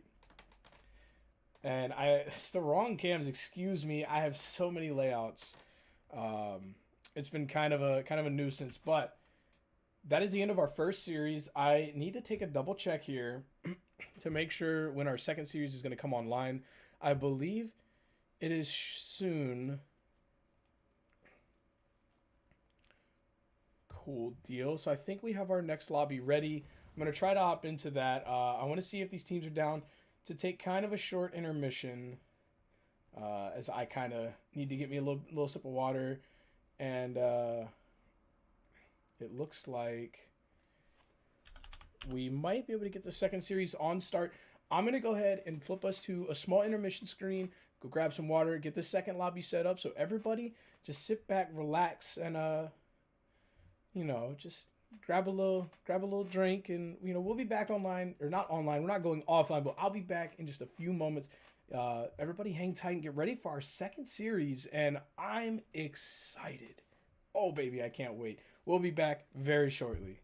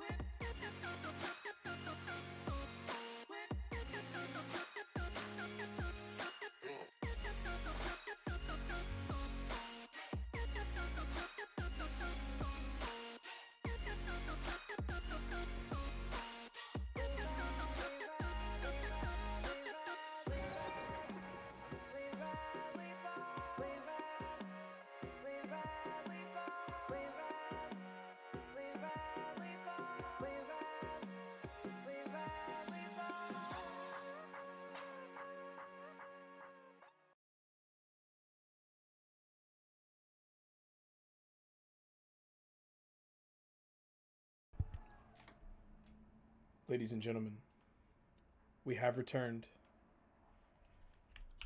And that first series was pretty pog. Okay, it was actually lit, like completely fantastic play from both sides. And I'm your host with the most, and it looks like we're waiting on a couple of these players. And after we get these last couple players in here, I believe since we're starting a little bit earlier than the schedule said, um, that a couple of these teams had some people who weren't quite ready just yet. But it looks like we have the map bans and everything else set up and done. Let's take a look, as it looks like Sky Temple and Garden of Terror were both banned. Not wanting to deal with that. Garden or Sky are some really, kind of unfortunate maps sometimes to play on. And once you get behind, it's really hard to kind of get your foothold back. So with that, we're going to, yet again, a fan favorite. We're going to get taken to Towers of Doom. Sorry, I was looking at the team names. I got confused. I was trying to read. We have Multiple Smiles and Looking for Work. Some of you might recognize them as LFM Esports. Some of those players are back here. As we have Droplets, Casanova is here. We have Dark Chimera, who also played a little bit in HGC, and Fury, who was a tank. Then back on the other side, for Multiple Smiles, we have the same roster we saw the other week. We have a sub for Caesar this time. We have Fats with Liam, Diesel, Battery, and How. And we're waiting on one more player to hop in here, so it should only be just a couple of moments. But hopefully everybody enjoyed the first series, and hopefully everybody is ready for another just fantastic series. I haven't seen LFW play yet, but I've seen Multiple Smiles play, and they played extremely well in their series. I believe they played against, oh Lord, who was it? I want to say they played. I'm gonna have to look it up now because it's gonna upset me. I'll find that out for you guys in just a moment. But they played their series. They did lose, but I'm pretty sure. Actually, I don't even want to keep feeding incorrect information. Let me just Google. Let me get on this Heroes Lounge website and get it. I'm all over the place. Also, want to catch up on some of the bits. Slexia and Venus have been throwing shots like heavyweight champions out here, and it's been pretty interesting. As Slexia again firing back at Venus. And looking at these teams matched up for North America's Division S, Multiple Smiles has 3 map wins. They have 1 win in their 1 match, so they did win their series. As they played close to death. That's right, they played close to death, and they pulled out a 3-2 map advantage. DQ Droplets. Oh man, these guys are going ham in here. And Venus and Slexia, you guys are just throwing punches right now. Venus just earned 1,000 biddies badge. Slexia gonna make me eat mac and cheese all week on his new budget. And we're still waiting on one. Ghost Dunk, welcome. Venus hasn't cheered in multiples of 69. No, he has. He's pretty much been throwing 69s until Slexia threw like 600. And now it's just a never-ending battle. It just won't stop. And, it's unfortunate. But we're still waiting on one. Hopefully it won't be too much longer. These teams are... I wish I could show the lobby. I mean, I can, but I won't. It's hysterical. I think we're going to have one heck of a series here. Both of these teams have looked pretty good so far. I don't know... Looking for Work is actually second. So these teams are second and third with the same number of map wins, and they, this is kind of a separation of the pack here. We're going to see, which one of these teams wants to take that dominant position in the standings over the other one. And I think we're waiting on Swabs. We might be. We're waiting on one still. These guys are actually hysterical. Uh, but for everybody who doesn't know, some of these players are also actually players on both sides were either in HGC or were going to be before, the downfall of HGC, unfortunately. But this should be another very high octane series. I know Diesel, on behalf of Multiple Smiles, plays lots of Diablo. I'm pretty sure he picked it every game it was available the last time they played. And Fury plays a lot of Garrosh and Johanna, from what I remember in his days in HGC. So, two different tanking styles. We'll see how they work here. And, obviously, if Fury's changed it up, then we'll see some different stuff. Here in Division S, teams have been able to get a little bit more creative. And we have Swabs, finally our 5th player for LFM.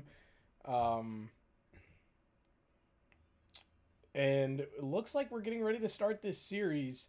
And no 69 squared equals 4 with slap. Oh, baby, oh, baby, oh, baby. Slexia with the 10 gifted 2. And I'm going to go ahead and shout these out so you guys know we got subs given out too. That is in Raffala?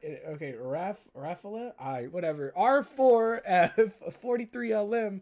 Congrats. Short Steve, Elamir, Mongoose, Almost Legends, Bell. Not insane. Crazy Turtle, Contender, Droplets, and Fats. You're now the children of Slexia. Congratulations for being adopted.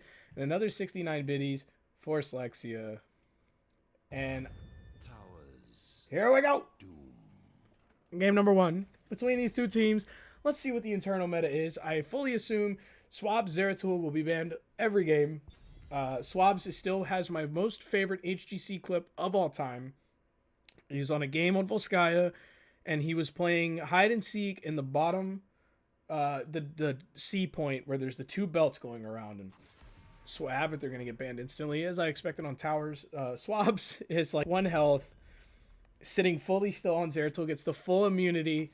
And I can't remember who it is. Zeratul getting banned. He walks right by Swabs, checks literally every spot of the pad, doesn't find Swabs. Swabs blinks away and tries to Hearth, and whoever it was came back and they found him and killed Swabs. It was horrible. It was Dreadnought and Jhow, and they were just hysterical about it. But the first 2 bans quickly out of the way for each of these teams. If someone can find that clip, just look it up. Swabs Almost Great Escape or something like that. It is fantastic. It's probably on Reddit somewhere. As Samuro and Abathur are going to be banned out, and Maiev and Zeratul. So, good bans, and kind of negating some of the team fight in the macro, but Fury picking up the Diablo. A quick pickup there, as we're going to see Anna picked up on the other side. And a Nubarak Diesel F350 on that truck. Beetle going to be diving and styling on people. Nano boosting a Nubarak probably is not what's going to happen, but I think it would be pretty interesting to see how many burrow charges he could get out during a nano boost. And impales as well. So do it one time for your boy B-Train, please. NGS hype. Yeah, we are lit out here. As the second series tonight. Casanova gonna rip the Li Ming, and Chimera onto Ronda. Obviously, role swaps can happen at the ends of these drafts. They do have swap rounds. But Chimera was a support player for pretty much as I can remember. So we'll see if that remains or if Chimera gets to, have a little bit of fun, play some DPS. As we're going to see the next bands coming out here from Multiple Smiles and looking for work. And Genji going to get banned, not looking to go against a double reset comp, not looking to have your backline so threatened. And also, Genji's a fantastic dive buddy for that Diablo.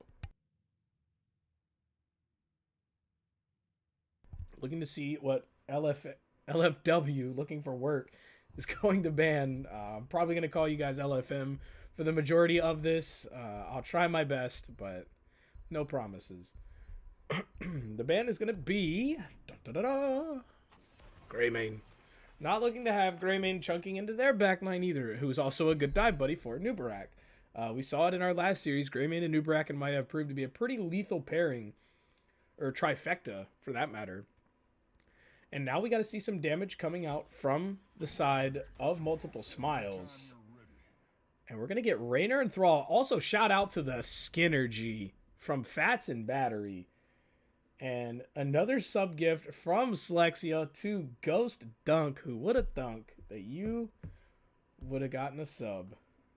Congratulations. I applaud you on your leeching ways.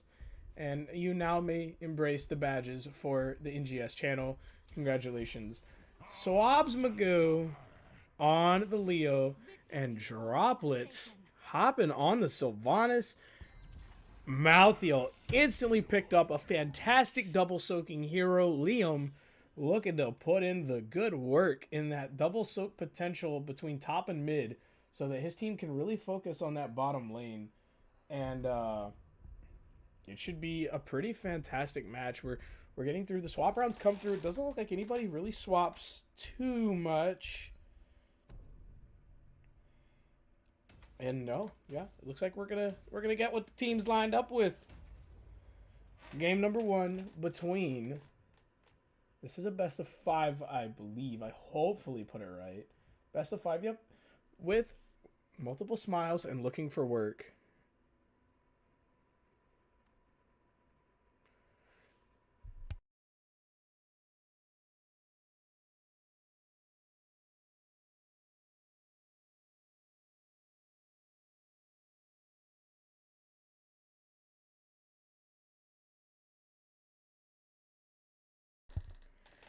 All right, loading into this game, we have a very exciting combo. Having Thrall in the 4-man with the Anubarak gives you a lot of dive and a lot of teamfight potential, but they also have the Rainer so that they have that siege down. So here we are on the left, multiple smiles.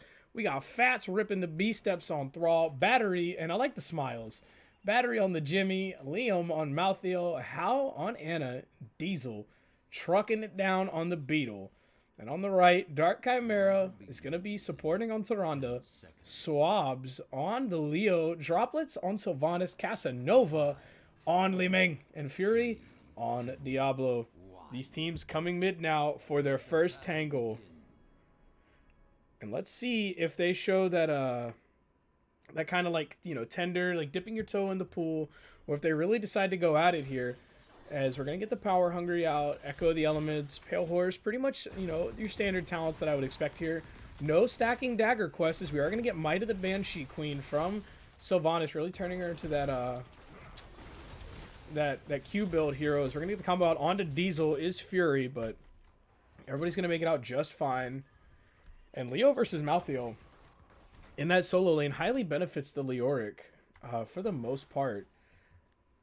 And Hunter, I believe Fats is subbing for tonight. I think they were just missing one person. So that would be the reason they have Fats playing. I believe it is a sub. I think what they were saying in the lobby is that he is playing for another team in the future. But as we're going to get the engage from Diesel, just a little bit short there. No burrow charge talents online just yet. So just like that, we're going to see, actually, Liam going to go ahead and take this top camp. Really bullying the Leo out of the lane. As the teams here in the bottom half of the map look to take their camps. And, yeah, just like that. It looks like maybe Fury's going to try to get the invade here. We're going to be out on an island. And it looks like the respect is going to come through. And they're not going to get the... Oh, my sweet goodness. Actually, a fantastic knockback from Battery as Fury used the charge to try to get in, but it got interrupted. And now trying to run is Fury. Rest of team is there to assist and going to escape. That was actually very close. And what a clutch knockback is actually Swabs. Oh my god. Oh man. So Malthael actually loses the camp fight to Leoric. Swabs, I'm so sorry I missed it. You made it out with 50 health or less. And if Die Alone, which is now online, surely. The combo is going to get interrupted onto Fury, taking lots of damage. Battery's going to eat the orb right to the mouth. Die Alone is on now. And if Die Alone is on when that camp fight happens, Swabs 100% loses that. Oh my goodness. Liam is going to interrupt this rotation here. Fantastic job trying to stall. Leo's just going to use that E to oh, the blink behind the wall. No, don't step over the wall. Swabs, no. Swabs, no. Don't let him blink out.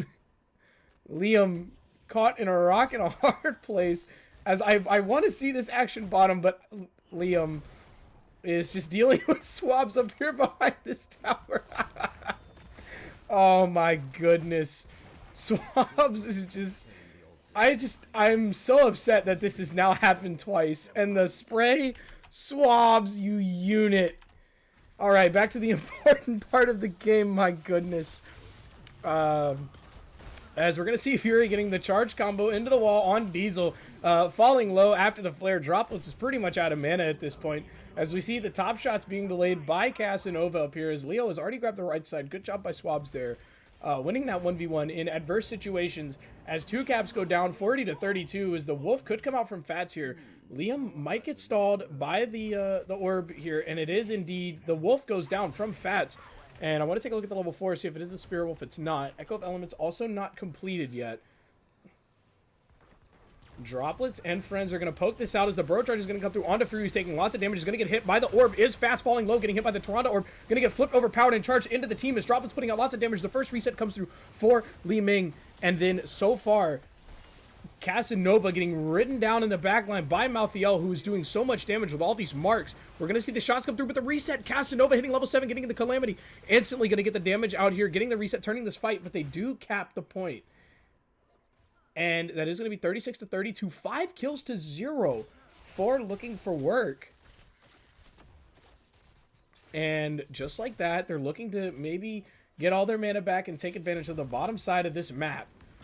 And so far, a fantastic job from the solo lane. Swabs Magoo really showing the prowess on the Leoric with the Omega baits over the wall. We saw it earlier. And we're going to see the double camp pick up, one from each of these teams here, but actually a little bit of slower clear here for Looking for Work. They could get invaded if Diesel and friends would like to, but it looks like they're just going to let it pass with 4 here, and they're already committing Thrall to the mid so that they don't miss any soak, which is extremely important in this game. As Leo's going to go into Hopelessness, increasing the Drain Hope range, as lots of damage coming out onto Battery, the knockback onto Fury, so the engage will not be there. Thrall is now joining this fight. Flanking is Fats. Going to get found by Fury. And the Sappers are now pushing with the Merc Queen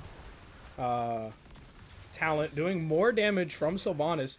Actually an interesting synergy I never thought about. Diesel taking lots of damage. Going to burn the Burrow Charge. The grenade is going to come out and hit forward. Liam on the backside. This is now a 5v4. The blink in onto Casanova. Diesel falling low. Unable to chase this anymore. And actually 5v4. They're going to get pushed back. They still haven't cleared this minion wave. Burrow Charge comes through onto 2, but Diesel gets stunned in return by Dark Chimera. And the blink out from Droplets as the double altar face spawns up here in the top on either side. And it looks like these teams might like to trade. Is the combo coming through onto Fats. The double wolf on the bottom side as Li Ming is going to fall. The resets aren't there, but the Kobe fire stomp from Fury gonna secure the kill. But Fury is at souls, and losing them now would be extremely unhappy. Or ungood. Not good for Diablo. The wallbang comes through onto the ring. We're going to flip the combo. Ooh, actually, it is going to land from Dark Chimera. Fury getting absolutely poked down. Droplets doesn't have a lot of mana here to do a lot of damage. The body block's impeccable from Diesel. Forced to dive out a little early. Fury will survive. And I think that trade is highly in favor. You know, if we're looking at the current term of the game, you know, LFW is now up level 10s on their opponent. And Anub doesn't really care, as this is going to be a 4v3 bottom, as Droplets is going to get the blink out. As Disintegrate is online, so is the Black Arrow. We're going to get the damage out onto the Beetle. Down goes the Bug. He is squashed. Leoric in the mid lane. We have Tomb, Shadow Stalk, Disintegrate, Wailing Arrow, and Lightning Breath. And all pretty fantastic abilities to be picked up here. Sylvanas can turn these towers off, and they can really push hard onto this bottom side. And this bottom lane, we know, is the priority for these teams. As Fury going dummy deep with the combo, which is going to whiff. Battery taking lots of damage. Oh my lord. Oh me, oh my. Battery actually survives here. And Fats is flanking on the back. Going to drop the Earthquake. Getting out is hard when you're Earthquake. We see the Eye of Horus coming through. And also the flank from Liam. Ready to put the mark onto some people. Droplets barely getting out here with the heals from Dark Chimera, who's actually stayed in the Earthquake a little long. Liam maybe going to get trigger happy. Is going to get the last rights onto Diablo. Going to flip him into the towers. Last rights does go off. Chimera's going to fall in the backline as well. But the towers are going to take down Malthael up here in the front. That is a reset on souls. A stack for last rights. But ultimately, they will get this tribute for that, as actually maybe not. Diablo did go down and respawn instantly with souls, but I don't know if they have the means to interrupt Ana right now, because if Casanova steps up, the CC is available, and there we see it. The cap goes through, Thrall goes up to double soak, and a level lead right now for Looking for Work. Fats is trying to get the zone, or excuse me, Swabs is going to get the zone out onto Fats so that they can try to miss some soak. Extremely ungood. Listen, okay, I'm not the smartest caster. I'm not the best with words, but I try, okay? We're going to see the double camp pick up from these teams at almost identical times, as two members are soaking for each, and then they have their supports, tank, and a ranged damage dealer here on the bottom. It looks like Sylvanas is going to step up. We are going to get the double flare out from Dark Chimera, and Fury and company are trying to siege up this bottom lane. Hunter, as far as the standings go, this is the only place I went to look to find. I'm going to drop those for you. There you go. I don't know how up to date those are. It's just what I looked at extremely like right now. I was in kind of a rush, as we see Leo going to get hit by the rights, but going to survive. Value from level 13. I don't think that actually matters though for last rights. It still should be percent based. As we see a 4-man rotation up to the top here for multiple smiles. Huh, interesting. Also, okay, that's not updated. All right, well, everyone disregard what I said about the standings. They are probably very incorrect. I just checked what was on the site. I'm a little scatterbrained for the second match. I'm still pretty sick, and pulling this double header is proving to be a little more difficult than I thought. As we're going to get the push here into the mid lane. Hunter, I'm pretty sure it's round 2, my guy. Because I think I casted the first round of NA, which was last week. I casted the opening matchup, which was between Team Good Guys and the Lost Boys. And that was the first matchup, so it should be the second. And we're going to see the cap coming through. Actually, Swab's going dummy deep, getting thick out here. No tomb for Fats, just very recently used. As bottom has been capped, and it looks like they're trying to take mid. Bottom will be taken back by Diesel and the gang. And just like that, we're going to see this this tower change sides for the team in red. And level 15.5 to level 13, Flare going to come through to get the stall. Taking a look at these talents here as the red team rotates top. Crazy game of peekaboo. And we're going to get inevitable end for Malthael, looking to get that armor. Zoning here by Fury, thwarting the efforts of Diesel to get this flank. Burcharge is going to come through shorter than you could have ever possibly imagined. We see this, Fury. Okay, I see it. Calculated throw, shout out. Cocoon burn on Leo. Making sure Diesel can dodge, duck, dip, dive, and dodge here. Malthael getting chased down. The cleanse was fantastic from Liam. But down goes Malthael, Lord Almighty. Down goes Malthael. Another kill, 9-3. Holding the cap here. Getting the wave prepped, and they're gonna... Oh. Fury. Oh, no. Fury sitting on the point. Diesel actually burned in with the burrow charge. The cap does go to Fury, who flips Diesel off the point. The big silence into the back. Onto 2. Raynor and Ana falling low as the unstoppable is going to come out from Diablo. Getting that huge lightning breath with the disintegrate from the Li Ming. The 2 beams of hatred as Cocoon is going to come out fantastically. The reset's coming through for Li Ming. Casanova cleaning up here. Lasers, beams, and death coming out for both of these teams. But oh, baby. All the kills going in favor of Looking for Work. Jeez Louise, the stall onto Liam. Oh.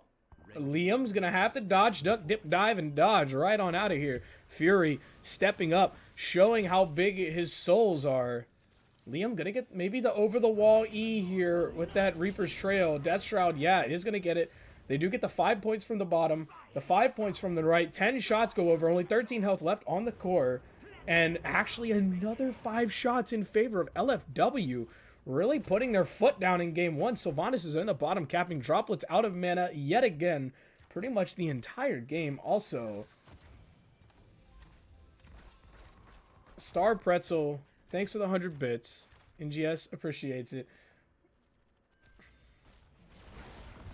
And actually, we're going to get the flip combo out from Fury onto Diesel. Not too much damage coming through yet.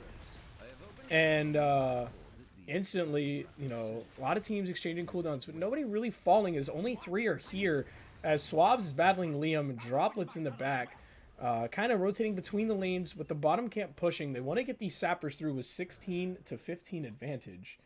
And Blue Demon, how is it fantastic? Cleansing that owl means that you don't get affected by the slow, which would have been the only way for Malthael to make it out there. If Liam doesn't try to remove that slow, you know, he could have possibly made it out had Diablo been a little bit further back. Obviously, that's not the case. As the combo comes around to Fury, you're going to have to burn the Burrow Charge to get back to the other side. Flipped again, the triple overpower coming through. The Nightmares, Diablo, and the double stun into the beams and the damaged Casanova going dummy deep, not getting the kill. Hal dropping the B step, but oh, the owl from Chimera. And that's 4 kills for none in favor in the cleanse again. And we've seen Casanova going in with these blinks. That could have been monstrous. And right now with 2 altars up, 5 shots apiece, both of these altars mean game. And I don't think there is any way that Multiple Smiles can get in here and stop this, as Looking for Work putting on a clinic here in the first game. Dark Chimera, do your thing. Get this cap and end the game. Swabs going AFK after dropping the tomb, and that is GG. Game number 1 in the books of victory for Looking for Work.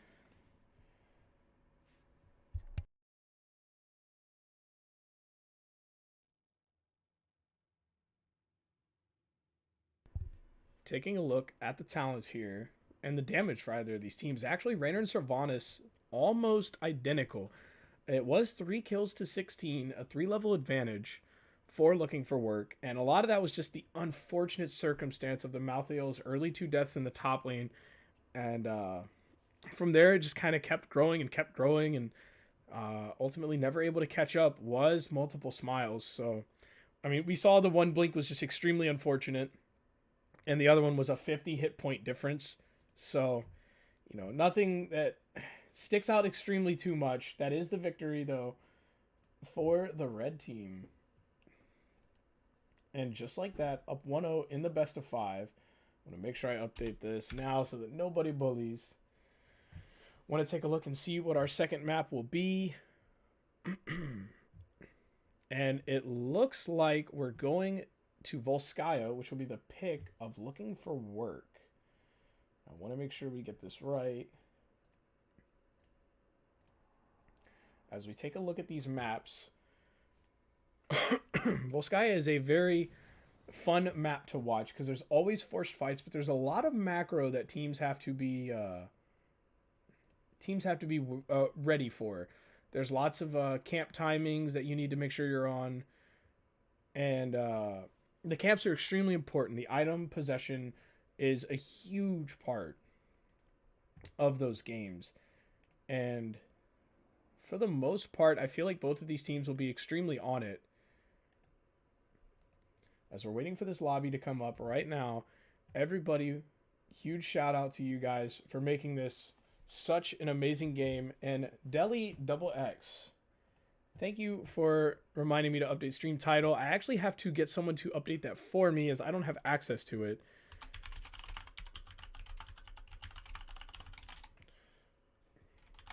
Gonna make sure that gets done right now.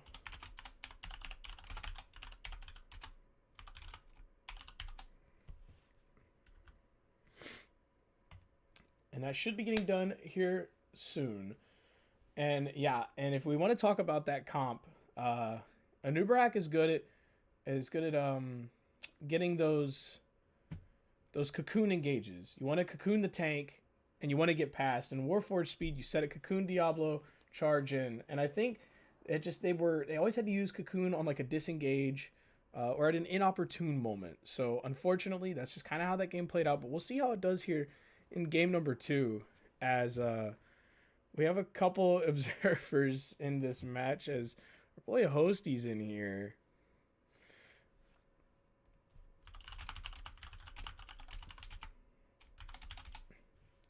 And Right now, it looks like we're gonna have this lobby loaded up. And Dark Chimera is upset that Garden of Terror was banned. Oh man, Garden of Terror is.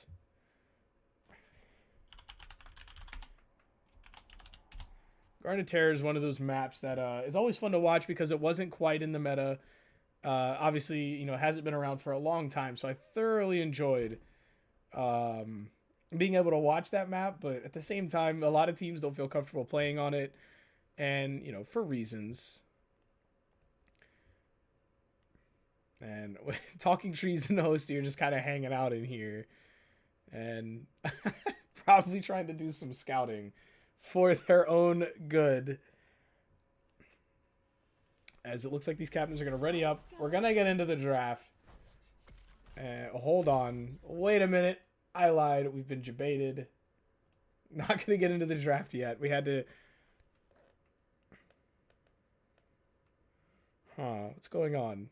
What is happening with these teams?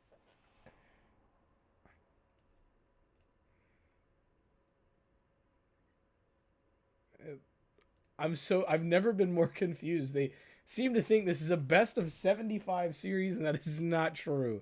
It's not happening at all. 100%. And even more people are joining this lobby now, so I don't know what's happening. Why am I here? Alright. Hollis is here, Hosty's here, Talking Trees is here. Jeez, man. These guys here. This is quite a unit. Yeah, Cocoon, the Diablo, or either Li Ming. Li Ming has Cocoon Pop, true. Li Ming is usually taken as the counter to... Okay. Someone else just lost the lobby. Oh, what a clown fiesta is North America. And I wouldn't have it any other way. This is hopefully going to get started in the second game soon. Please just bear with us.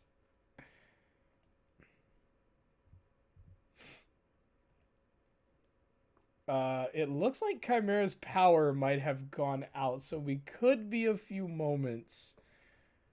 Meanwhile, if anyone has any questions, now's the time. As we look like we have a little bit of a break in the game. Dark Chimera may be DC'd for a little bit. So with that being said, if it looks like this is going to take too long, we will just take a small intermission. But for now, we're going to hang out in the lobby and kind of see what happens here. Please start the clock. I don't know what the clock is, but Diesel, you got to do it yourself, man.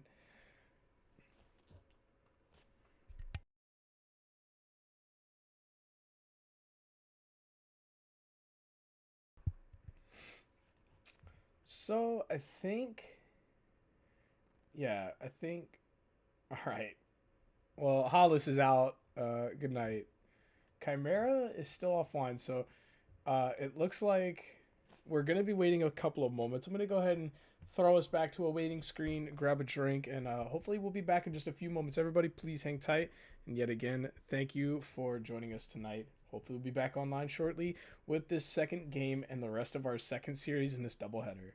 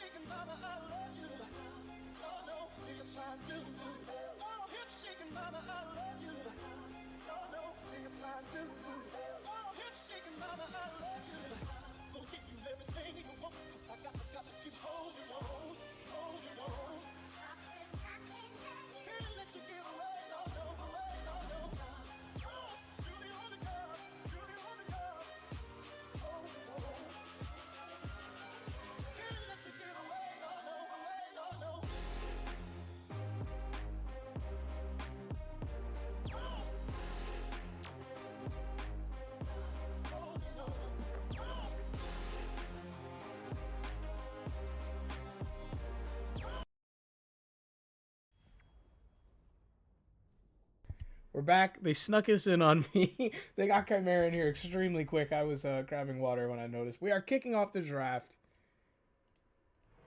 And yeah, Warforged, I'm not quite sure what the rule is for the timer. Either way, it doesn't matter. We're in this game. Abathur is banned. And we are ready for our second game, on Volskaya Foundry. And this was the pick of LFW.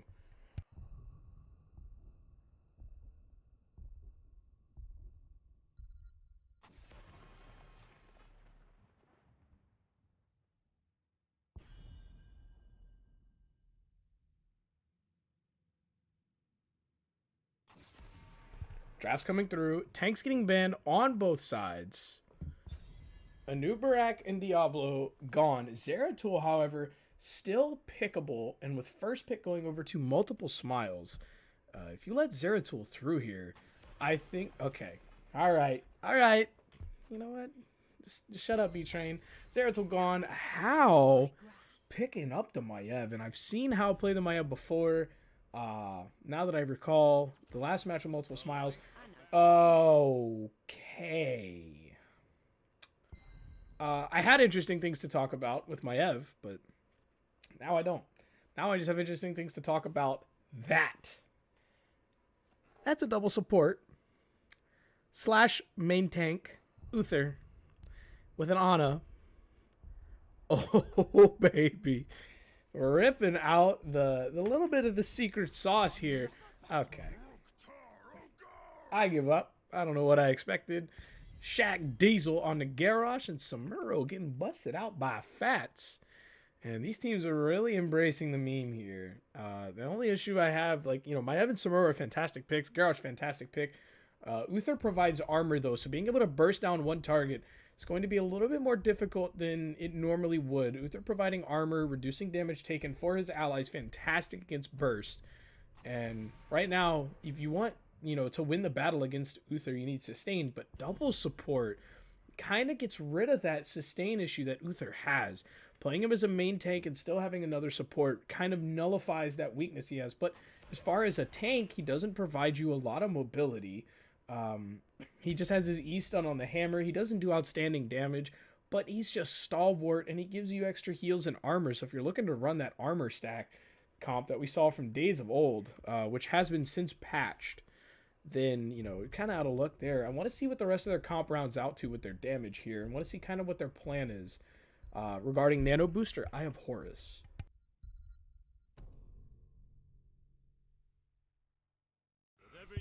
As we're going to get a Hanzo and Malthael. Swab's going to go ahead and bust out the Malthael. Kind of an interesting pick, especially if you're soloing into Samuro. Because Die Alone doesn't get the same value because it doesn't hit only one hero if all the clones are fighting.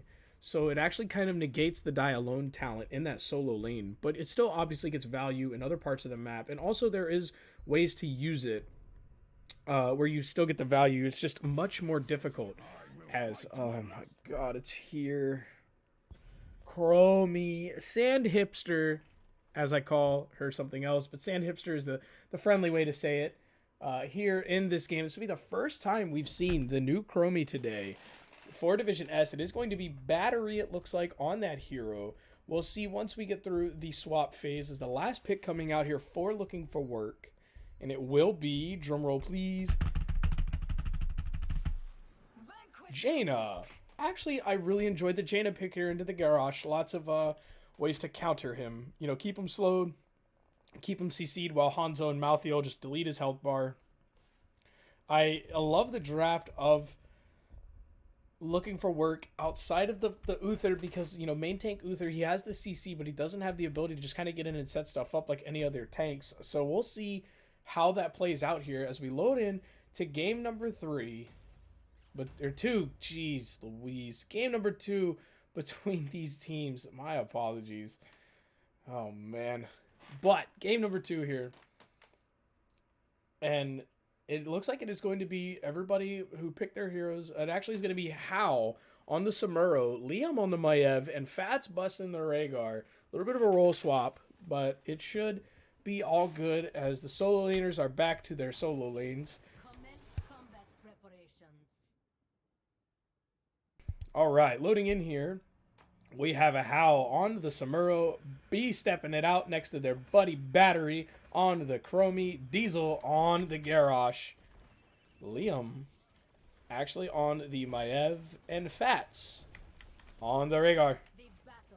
Multiple smiles on the left, and on the right we have Looking for Work, Dark Chimera on the Ana, Droplets on Hanzo, Fury on that main tank Uther, Casanova on the Jaina, Swabs Magoo on the Malthael. Level 1 talents up on the board. We have Q build coming out of Uther in Way of the Blade instead of Way of the Illusion for Samuro. And also no Naisha's Memento. Going the reduction on Spirit of Vengeance is Maiev. Body check also the build here from Garrosh. Not going into that Warbreaker quest that we see so often. Uther's quest requires him to reduce damage 80 times as Fury kind of far out here, getting the heals from Fats, going to eat that whole triple bang of Chromie. Fury taking lots of damage is going to fall.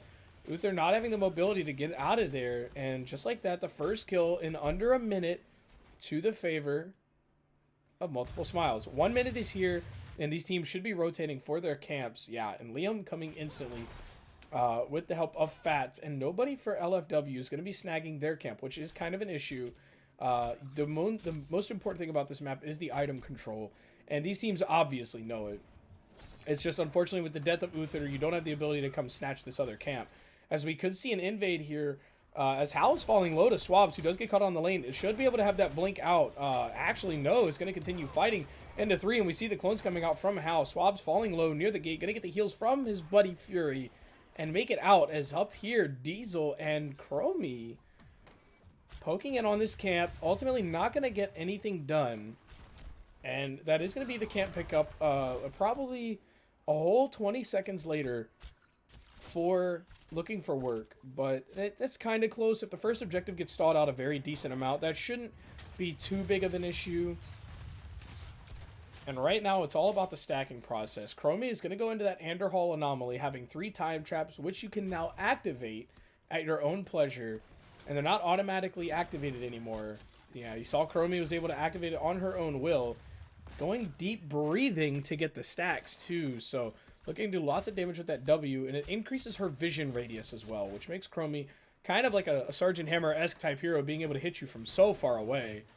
And yeah, and Galdre, we do have a main tank Uther here from our boy Fury, who is getting tossed, going to eat a tower shot and the slows. That armor going to do the work here. Groundbreaker and the dog bite from Fats. Actually, a very impressive amount of damage out onto an armored Uther, as Liam already had this camp done and is chilling on Maiev. Not capping the camp, looking to get the good timing. Does a little spin for the camera, knew we were there. And just like that, we're going to see that top camp. I think it's going to be in favor of... Oh, if Liam stays up here to clear, it could be actually be in favor of Multiple Smiles, as they were forced to... Oh, it's a healing totem, excuse me. Nobody took the hill back yet. I don't know why. Also, Gravesville coming through. Thank you for the raid. A party of 4. Welcome to the show, ladies and gentlemen. We are on a minute delay. And Galdre, this is not NGS. This is Heroes Lounge.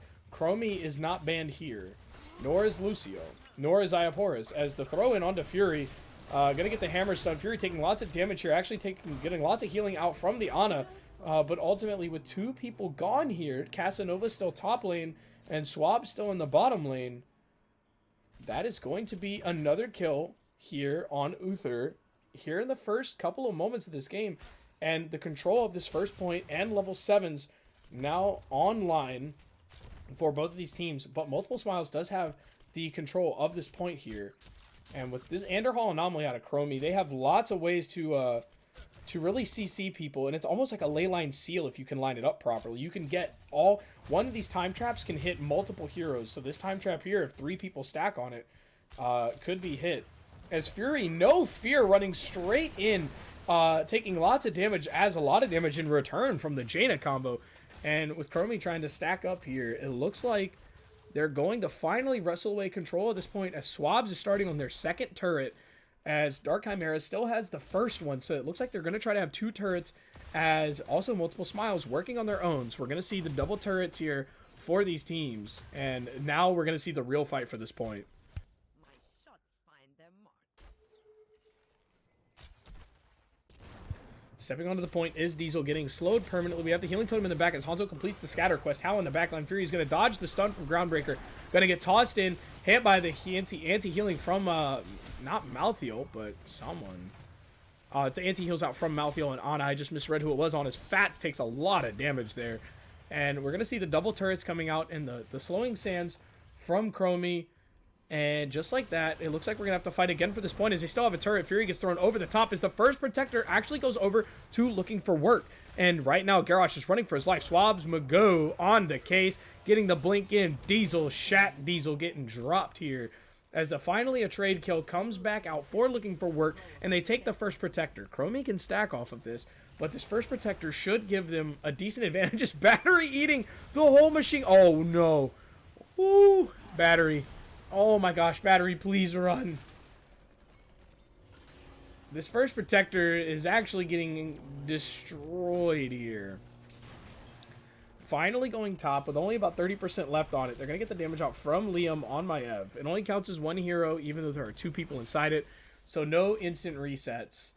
Going to get this fountain down, which is the most important part, I feel like. It gives you much more control over that top phase that you have to fight for next. So huge accomplishment there, as in the bottom, Swabs and Fury pushing back Hal. And Diesel and company are going to rotate around here. Maybe looking to get a gank before... Oh, no, level 10s are already on. Excuse me. Throwing away the Malthael. Going to take lots of damage. Last Rites not coming out yet. We have Nano Boost, Water Elemental, Dragon's Arrow, Last Rites. And ladies and gentlemen, we have a Divine Storm. Fury gets thrown into the back line. Dragon Arrow comes through. Divine Storm as well. Great CC chain there. Hal's going to pop the thing, the clones to get out. Not that thing, but the clones to get out as the slowing sands are going to negate Casanova from really getting the engage and the damage that they want. Last Rites could still come out here onto Diesel. Swabs didn't put it out in the last fight, and is going to get the blink out. Has a lot of ults are exchanged there, but all from the side of looking for work, actually, as no ults were burned. No ults with actual cooldowns were burned for Multiple Smiles. So actually a very worthwhile trade for them. As Malthael goes into Throwing Shade. I love the Throwing Shade pick here. Looking to get the range increase and reduce the cooldown and the mana cost. Easy to stack on the Samuro as well. Fury getting the body blocks in. The blink over the wall should be here from... Oh, Liam. Oh, the dodge. What a unit. The throw into droplets. The taunt comes through as well. The Hammerstone onto Diesel. Not able to get that Groundbreaker on the flip side. And where did that Fats guy come from? He is so good. Fun Buns.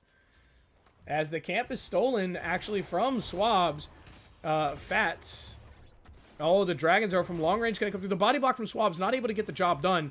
As the Hammerstone is going to come out onto Fats, who's going to get the Self-Ancestral with Last Rites comes out. So now this fight is completely turned around. Diesel taking lots of damage, but no Last Rites. Now Diesel is going to get hit by the D-Storm as well. Separated and segregated by those hammers from Fury. And in just a blaze of fury, now it looks like they're going to invade this camp and get another turret for themselves. Chromie putting out the circular damage. We see the slows. The zoning from Chromie is fantastic. They're not able to be chased. And Swabs Magoo and Jaina are actually in the backline getting hit up by the Samuro clone. Going to get on this point with the Warden's Cage going down. We heard the Hammerstone going down from Uther. Fats falling extremely low. We're going to get the damage onto the point from the Jaina. The turret comes through as well. And the healing pulse was used, but they stole a turret from their opponent. And they used their own in the process. So just like that, they now have a 1-item lead. A almost entire level lead as the second point is going to be coming online up in the top lane, looking for work, looking to really push the tempo here with this next protector phase. And right now Multiple Smiles has to play a little bit of catch up and get to this level 13 before... Ooh, Fury. Oh. Uh-oh. Fury, holy shock, hammer stun, hammer damage. Chromie's going to come through. Gonna time trap herself. Last Rites is now available. Not even used. Not even getting a stack on Last Rites. Nobody on the objective yet. Nobody taking the percentage. And level 13 almost online now for both teams. Multiple Smiles has had this time to catch up. And it looks like they should be able to get one even talent tier fight on this objective. And if they win it, it could completely shift the momentum of this.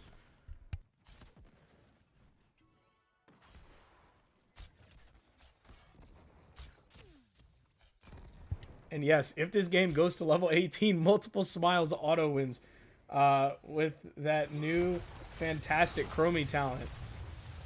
This guy Chromie's no, it's not an auto win, but it's pretty pretty exponential. As we're gonna see the Groundbreaker coming through from Shaq Diesel. Not gonna get that throw just yet. As we see the full body check build is now online. They're going to get the throw onto Fury into the back lane, who's going to drop the turret. Divine Storm is still up. Going to use the one hammer stun on the way out. Fury hitting the backdoor. Dark Chimera taking damage from the Samuro clones. As Casanova's going to delete the Maya before Ancestral is going to be able to go off. And that's on an 8-second short CD now as it didn't go fully off. Garrosh is going to get hit immediately by the Divine Storm as Uther's going to drop the double stun. Jaina completing the quest in the back lane. Casanova getting it done over and over. Repeating the fate. Getting a 5-man team wipe. Looking for work. And it's safe to say work has been found, completed, and accomplished. Fantastic job there. Casanova really getting it done. Jaina straight into the back line. Nano boost not even used. That's disgusting. They take the top fort. They're running the Protector down to mid here. It looks like they're going to secure this middle fort as well and be able to take this thing to a keep wall or go straight to the bottom to secure another fort where, look at this in your own games, Swabs is already prepping the lane.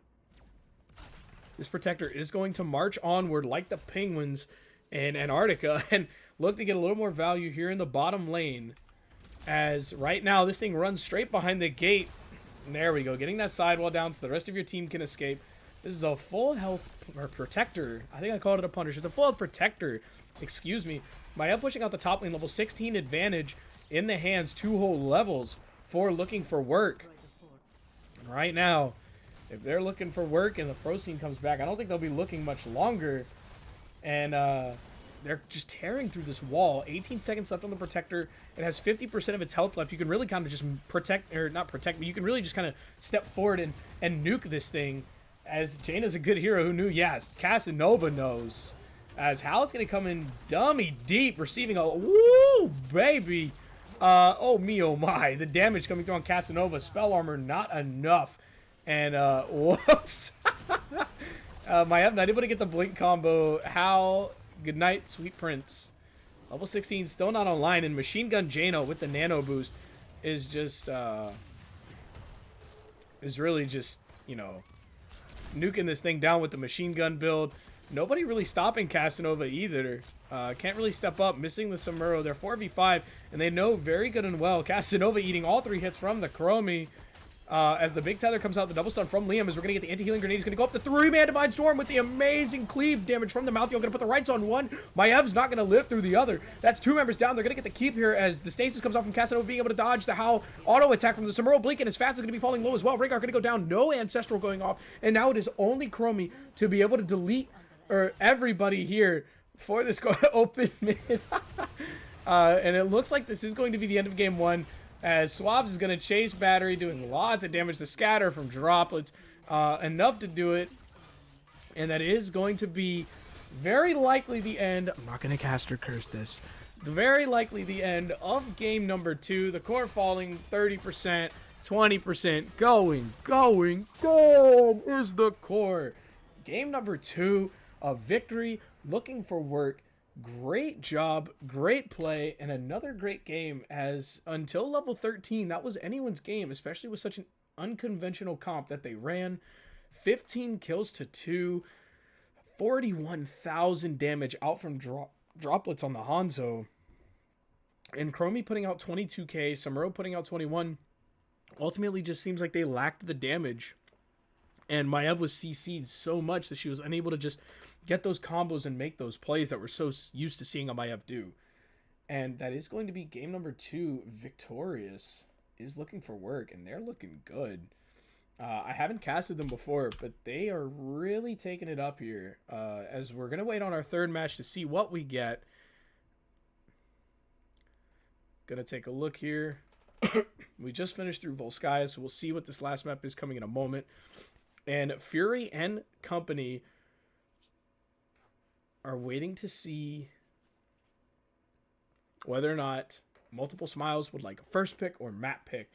But taking a look at some of these talents so you guys can try these builds in your own time. I'll have those on the screen. And we're currently just waiting on our selection for the map. And it looks like we're going to Infernal Shrines. One of the very fun maps, and it is going to be the pickup of Multiple Smiles here. And taking a look at this map pool, Infernal Shrines being played again today. We saw a pretty good game on Infernal earlier, and those John Cena jumps from these Punishers do a lot of work. Double healer too strong. Yeah, it is. Chromie less damage than Uther feels bad. Chromie, yeah, she doesn't do the same damage that she used to, but she's still a pretty interesting hero. She has a lot more utility in her kit now than I previously thought. I read through the rework. I didn't notice it too much until now, but it's noticeable. If you're able to use that to your advantage to dodge things like last rites and stuff, it is fantastic. But for them, if you can't get that off, then unfortunately, you can't find as much value. She doesn't have that same one-hit delete combo like she used to. Like we all love so much in our own games. Warhead, Kappa. No Warhead. The day Warhead comes back into the meta is the day I open the door and I see myself out. Warhead is possibly my second most hated map of all time, right behind Hanamura. And I understand a lot of people hate Blackheart's Bay, but I honestly don't hate it that much. Blackheart's Bay is not like that far down on my list. As I just got swapped to looking for work, but now they've got me down in the observer slot, so we're looking good. We're looking juicy. And with game 3 coming up, let me know in the chat, you guys. Send a vote down. Do you think looking for work is going to 3-0 this? If so, hashtag LFW. If you think Multiple Smiles are going to pull this off and force yet another game, go ahead and give your predictions pre-draft, and then we'll get another one post-draft. Put, hashtag MS if you think they're going to be able to take this game and send it to a 4th. But for right now, I'm excited just to see if we can get another super juicy draft. I love the Uther pick. Anybody who knows me knows I love Uther. Gaudra, you probably know from playing with me, I really enjoy my Uther. So, Forehead Junction.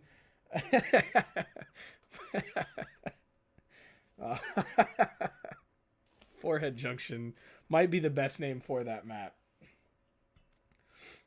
I love Warhead. I hate Warhead Junction. Blackheart's Bay, not most hated. Nah, man, I actually don't mind Blackheart's Bay. Forehead, Snorehead, Warhead Junction, all those are fantastic names, and I applaud you all for your creativity. But ultimately, I gotta give it to Hanamura. You very much dislike Warhead because it's big and leads to a boring game. That's why you just pick Zagara and you AFK in your lane and you do nothing the entire game. Alright, enough memes, enough shenanigans. As Julius Caesar is voting for looking for work, and Gald is voting for Multiple Smiles. Yes, we have a little bit. We need to see a 5th game. We only have, this is 3 right now, as I think we're looking to be ready. But it leads to, oh my goodness. Monka boss fights. We can watch that later. Everyone in chat, careful with the links you click. I'm just kidding. It's not a virus. As we load in to our draft on Infernal Shrines. How was that impression? 1 out of 10. Right now. 1 out of 10 in chat. Let me know. Better than my Murky. As we load in here to our draft. First pick will be for looking for work. They're going to ban the Abathur. Every team banning Abathur here.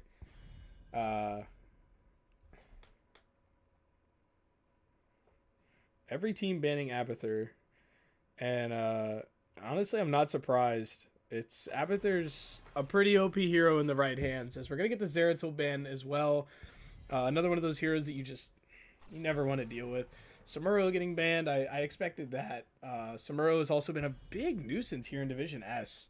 A lot of these teams have people that play Samuro, and we saw him coming through at the end of the HGC, kind of getting some more play time. Teams like Nasmus would play it for Team Freedom on Sky Temple, and Monkey would play it for Granite Gaming.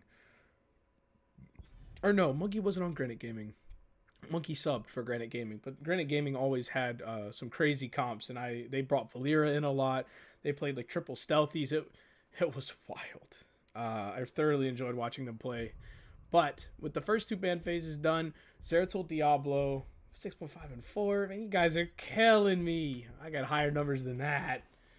Whatever. Casanova gonna pick the Maiev here. 420. That's what I'm talking about. Wonder. That's what I'm talking about. 420. The top of the limit times, whatever that would be. 42. 10 times 42. Boom. Quick muffs. Ooh. Raynor Medivh coming out. And I remember seeing in the lobby, these teams joked about Medivh, but here it is. Battery slotting up the Medivh here for multiple smiles. And I don't think I've seen them run Medivh yet. So this will be kind of interesting to watch. As Fats is going to lock in the Raynor, but I don't know if they'll stay on that roll. We've had some switches here at the ends of these drafts. Casanova already got the Maiev though, and I'm pretty sure that's going to be Casanova's hero as Fury on the Garrosh. That's what I love to see. And Dark Chimera back on Tyrande. Fantastic play in the first game on the Tyrande. And Fury, Garrosh is a character I've seen him play multiple times.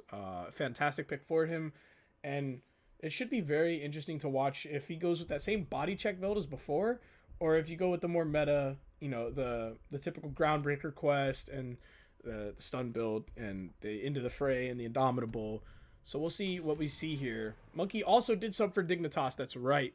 And Monkey also played Samuro for Dignitas. So that might have also been where I saw it. I remember a Sky Temple game where he literally just AFK pushed in top and outraced 4 people with an Abahat on Samuro. It was fantastic. We're going to see the Genji ban. Not looking to have droplets on that Genji. And Stitch is banned out against Diesel. Not looking to deal with the kidnap combo. LFW. Really afraid of that pick potential that you get with the Medivh Stitches and Gorge. Ban Stitches. Yeah, you called it. We're going to see Artanis Interial. Ooh. Man. All right. Okay. So I think right now, where does your CC come from? Liam. Where does your CC come? Are they running no support? Ragnaros and Droplets box the junk. I think we're going to see a no support comp. I want it. I want to see this no support comp. I saw something like this I heard about this in somebody's games scrims a couple weeks ago. Is this the no support? Or is this just like a Karazim? Zagara, no support. We got it. I called it. No support comp. We got the Zagara to sit AFK in lane and push, putting the hopes and dreams of a game 3, not a tiebreaker, a series breaker. The game that could end tonight's run for multiple smiles, putting multiple faiths in 0 support with 2 kind of half supports. Tyrael with the shields and Medivh with the shields. Raynor has his own self-sustain. Liam has his own shields. And Zagara. An interesting pick here. And oh baby. No Morales. No Juice Pirates. We have the no support. And I honestly like it. I'm excited. Multiple smiles. You guys have won my heart with this draft. I'm pulling for you guys. I want to see it. And loading into this game, number 3, we're going to introduce the meta squad on the right, or the meta-ish squad, looking for work. We got Swabs Magoo, don't know what to do on the Fire Lord. Fury on the Garrosh. Casanova on the Maiev. Droplets on the Junkrat. And Tyrande, played by Dark Chimera. And, and please ignore this chat. We have Battery on the Zagara, Fats on the Jimmy, Liam on the Artanis, and Eye in the Sky is going to be not Diesel. It's going to be, oh, I have to look now. How? There we go. And Tyrael is going to be played by Diesel up in the top lane and going to draw the attention of everybody. Oh my god, they're doing it. Oh my god, they're doing it. Oh my god, they're doing it. Zagara can spawn the roaches, which will eat the tower shots. Liam is going to get portaled in with Fats by How. They're going to have the creep tumor down, which is also going to eat a couple of the shots. And these roaches actually taking lots of damage as they're getting this keep to about half HP. The protected coming through onto Fats.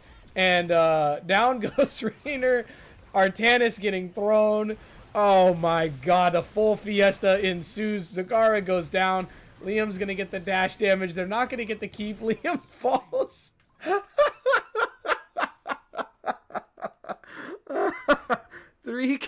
4 kills. Oh my god, 4 kills. Jesus God, I don't even know what to say. And here's the sad part. This thing has 1900 health. It's going to fall. And Ragnaros is sitting back there ready to fort it. Swabs, I want to shout out your dance moves here, man. Thanks for knowing that you're the one right now. Thanks for knowing you're the real one. Medivh coming through. This game is like, honestly, there's nothing to even really cast. People are, oh, Liam, what a swap. And Swabs is gonna fort this. If Medivh drops down, Swabs will fort this. Easiest 4v4 of my life. What is this game? Medivh and Swabs just back here chilling. What is happening? Can anyone explain this? Slexia, thank you. Thank you for the 69 bits. Oh my god. Hal, please. Not like this. Hal, please. Not like this. He's gonna bird form. Oh my god.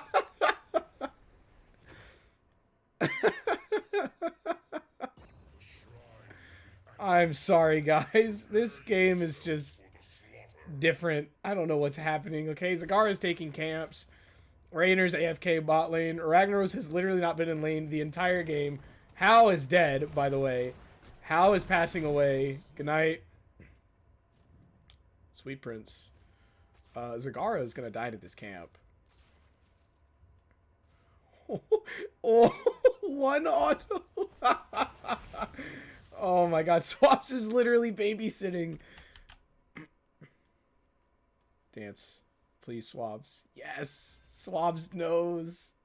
This is the important matchup right here, ladies and gentlemen.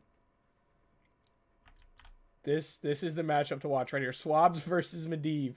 Literally babysitting the fort. Alright, so it looks like they're going to completely forsake this first... I gotta get back on track, guys. This is ridiculous. Looks like they're gonna basically forsake this entire first protector or Punisher. Battery is probably going to pass away. Nope, gonna get out. The flare not quite there just yet, but I'm pretty sure everybody's kind of cooled down. This game is just not even real. Even with Swab sitting actually AFK the entire game. Swabs has literally been AFK the entire game. 24 soak on Medivh. Swabs is 1,000, but we're gonna get the portal in here. Actually, aggressively looking to just take down the fort with the same shenanigans. As we see the stats here, I want to try to find APM. There we go.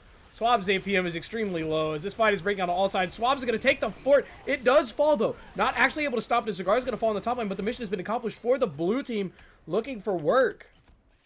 Accomplishes their goal as the John Cena is going to continue to push. Casanova is going to kill Artanis, who was trying to get a back down here. Diesel finally falling to the minions. Wave clear, ult, as how... Oh, iframing that tower shot. And it's going to get back into bird form. This fort sitting on about 1,000 health. The Swabs is taking this camp. They got the bottom fort, so they're actually fort for fort right now. They're down 2 levels. Taking a look at talents. Not like they actually even really matter at this point. Excuse me, I'm still sick, you can hear. Junkrat might get rotated onto the top. I honestly don't know what to do with the camera because shenanigans could appear. The shenanigans could appear anywhere. Fury's pulling guard duty now as Fat's a little zoned out here. Swab's gonna get up there, do a lot of damage, gonna get the meatball out potentially. The stun and the mine from Junkrat, and oh, Junkrat barely not able to secure the kill there. As Diesel's in here, gonna get flip thrown as they're doing the 2-man maneuver. The kill does go down on the top. They get the taunt onto Diesel. Diesel is going to pass here, getting the trait value, will secure this. And that's it. The first keep of the game goes over to multiple smiles, down 11-0 in kills. Down level 10-8. Oh my god. What up? Droplets took Rocket Ride. Oh my god. We have Sulfuras smashed, Rocket Ride, the big counter swap from Liam onto Swab's battery, getting the trade out. Actually, battery falling extremely low. The B-steps coming out from Liam. His Chimera is falling as well. I'm gonna get slowed by Eldruins and fall as the shenanigans continue literally everywhere. We have Rocket Ride. The Swab comes out onto Fury. You should be able to just run away. Droplets here as Maiev is just zoning here in the bottom. I don't know what to think.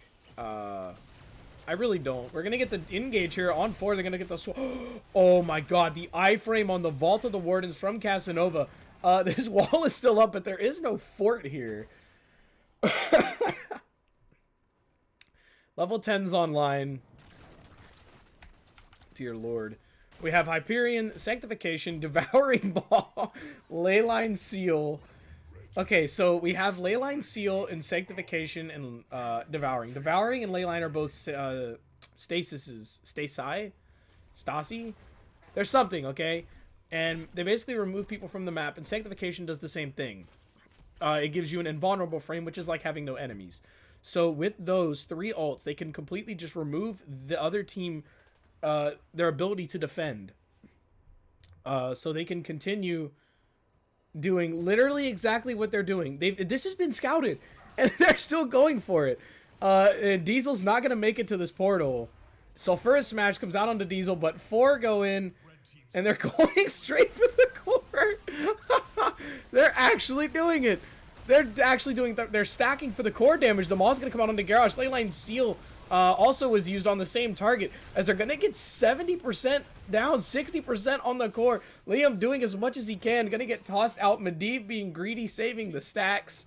And they get the core down to 57%. Oh. If they have Sanctification, they would have won the game. If they would have had Sanctification and they wouldn't have stacked Leyline, they would have won the game. And that's what upsets me the most, is that if Tyrael doesn't get caught there, they win the game. Oh my god, what a clown fiesta.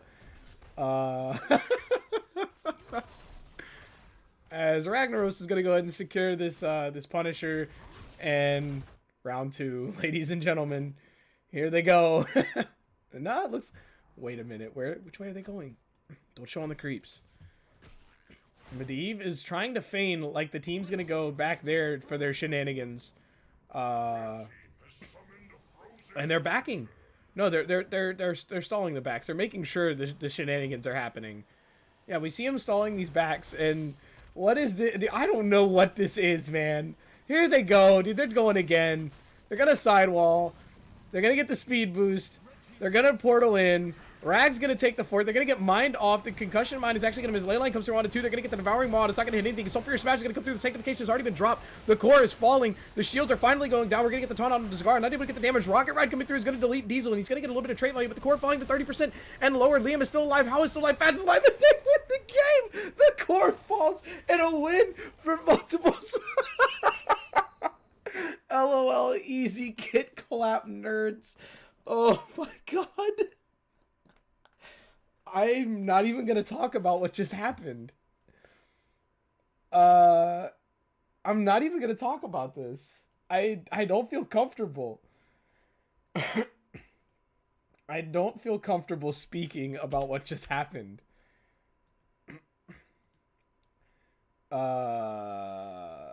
That's Division S in a nutshell. You were up 2 levels and 17 kills to 2, and you lost the game.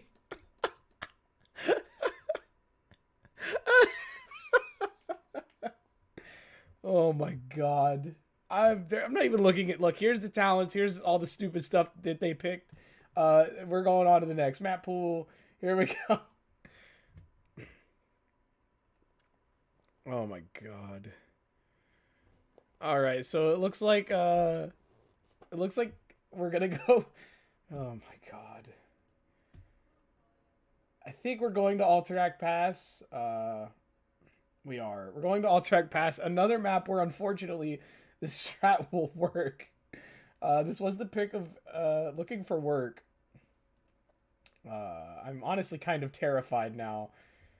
And all right. I can't believe that worked, and I am upset that I had to try to take it seriously. Yeah, that was a lot of cheese. If you guys are lactose intolerant, then you should probably not be watching this game. There's a lot of cheese here. Cheese wins. Cheese wins games, ladies and gentlemen. My god. Oh, all right. So, guys, if you want to participate in your own methods of cheese, I highly suggest. Well, that's showing off me. Lol, Fury. Gosh, Fury.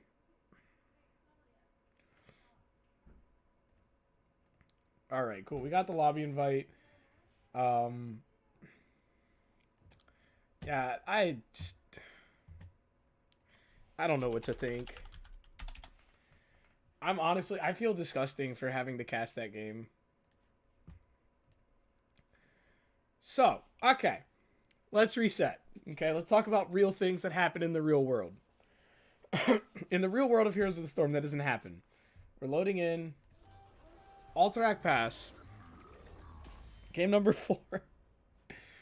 Okay, so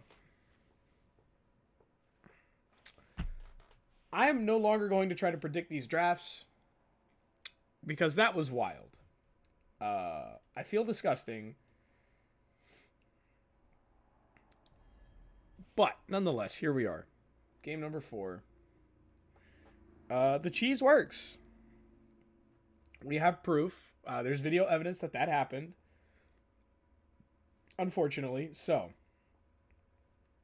Listen, guys, they're just reviving the old Fnatic strats from 2018. Samuro banned, not Abathur. You know, if they went Lava Wave, it would have changed nothing. Yeah, it truly wouldn't have, because they didn't push the bottom wave, or they went top, and then they ended through top. It wasn't catapults that ended, true. We're going to see Samuro banned. We're going to see Abathur and Diablo banned. Zeratul, probably the banned. What was the draft that cheese game? So it was, on this side we had Tyrael, Raynor, Zagara, Medivh. Ooh. Tyrael, Raynor, Zagara, Medivh, and who was the last? And Artanis. Yeah, there we go. Yeah, no heals, all cheese. It just. Oh snap! Zeratul didn't get banned. So, wait, hold on. Did these teams switch sides? Oh my god, they did. All right, hold on. Let me make sure I can switch the sides here.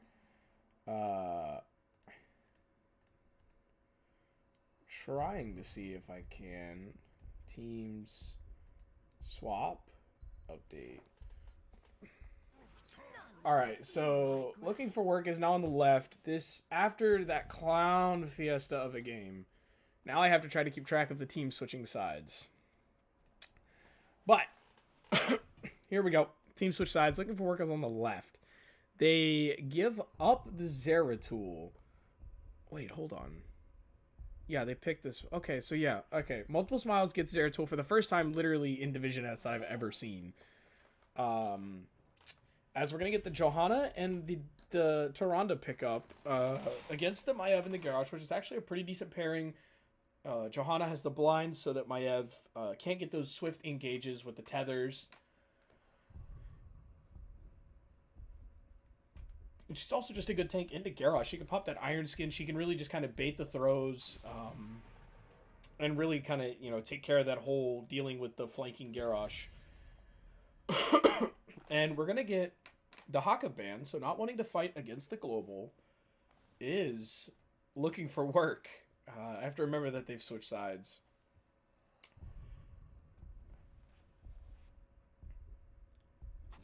And on the other side, the Ana ban, not looking to negate heals or have a nano boost or an Eye of Horus for that global capability against you. Multiple Smiles, not wanting to deal with that at all. So, with that being said, we're going to see some of the either the heals or the solo lane pick possibly here from looking for work. And I wonder what they're going to go into. Imperius still up. A couple of the other good solo laners, Blaze, Artanis, which they just played. But instead, we're going to go ahead and get the support pick. We're going to get Droplets on Li Ming and Dark Chimera on the Lucio. And I think this is our first time seeing Lucio in this series. I know we saw it from Hosty in our last series, so we'll get a look at this build and see how it differs from Hosty's. But for the most part, new Lucio I don't know much about yet. So anybody who's very familiar with new Lucio, if you want to, link a couple talents that are the kind of the new go-tos here in chat, that'd probably be really helpful for everybody here, including myself, is we're going to get Liam on his Yrel and Battery on the Greymane, looking to batter some folks. And Greymane's a fantastic pick. He's going to have that Cursed Bullet to deal with the chunkiness of Garrosh. Or if you go for the throw, you can really delete that backline and, get that reset off the Li Ming. Because Zeratul and Greymane going in on someone in the backline is absolutely going to be brutal. And Swabs Magoo, do what you do. Busting out the Leo in that solo lane. And I handily think Leo, as long as you land those hands, will be able to have the advantage over Yrel. She isn't the solo laner she once was. These drafts are now complete. Let me know what you think in the chat. Drop a hashtag LFW, who's now on the left, or a hashtag Multiple Smiles. Which draft do you think will win? Let's get a hold of it. Shout out to Murda for obviously planting the idea in my head for the chat votes. Got it from one of the OG casters, and I truly appreciate, the tips and the help along the way. And here we go. New Lucio skin, hype indeedy. As we're in here, game number 4 between looking for work and Multiple Smiles.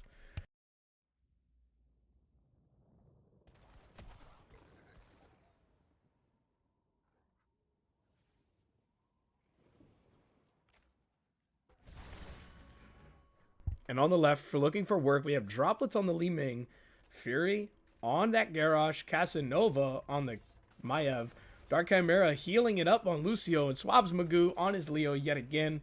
On the right, for Multiple Smiles, we have Battery on the Greymane, Fats on the Zeratul, Howl on the Tyrande, Diesel on Johanna, and Liam on the Yrel. Space Goat away! And yes, Governator, it is a best of 5. Looking at talents as both these teams meet here middle, we have lots of green auto attack talents as the sprays are coming out from Droplets. And Dark Chimera here getting cheesed in the last game. Hal dropping the B steps in return, but is immediately 3-lane split here from these teams, getting that extra soak. As we see 2 rotating bottom and nobody going top. And we got 3 votes for LFW so far. Oh, baby.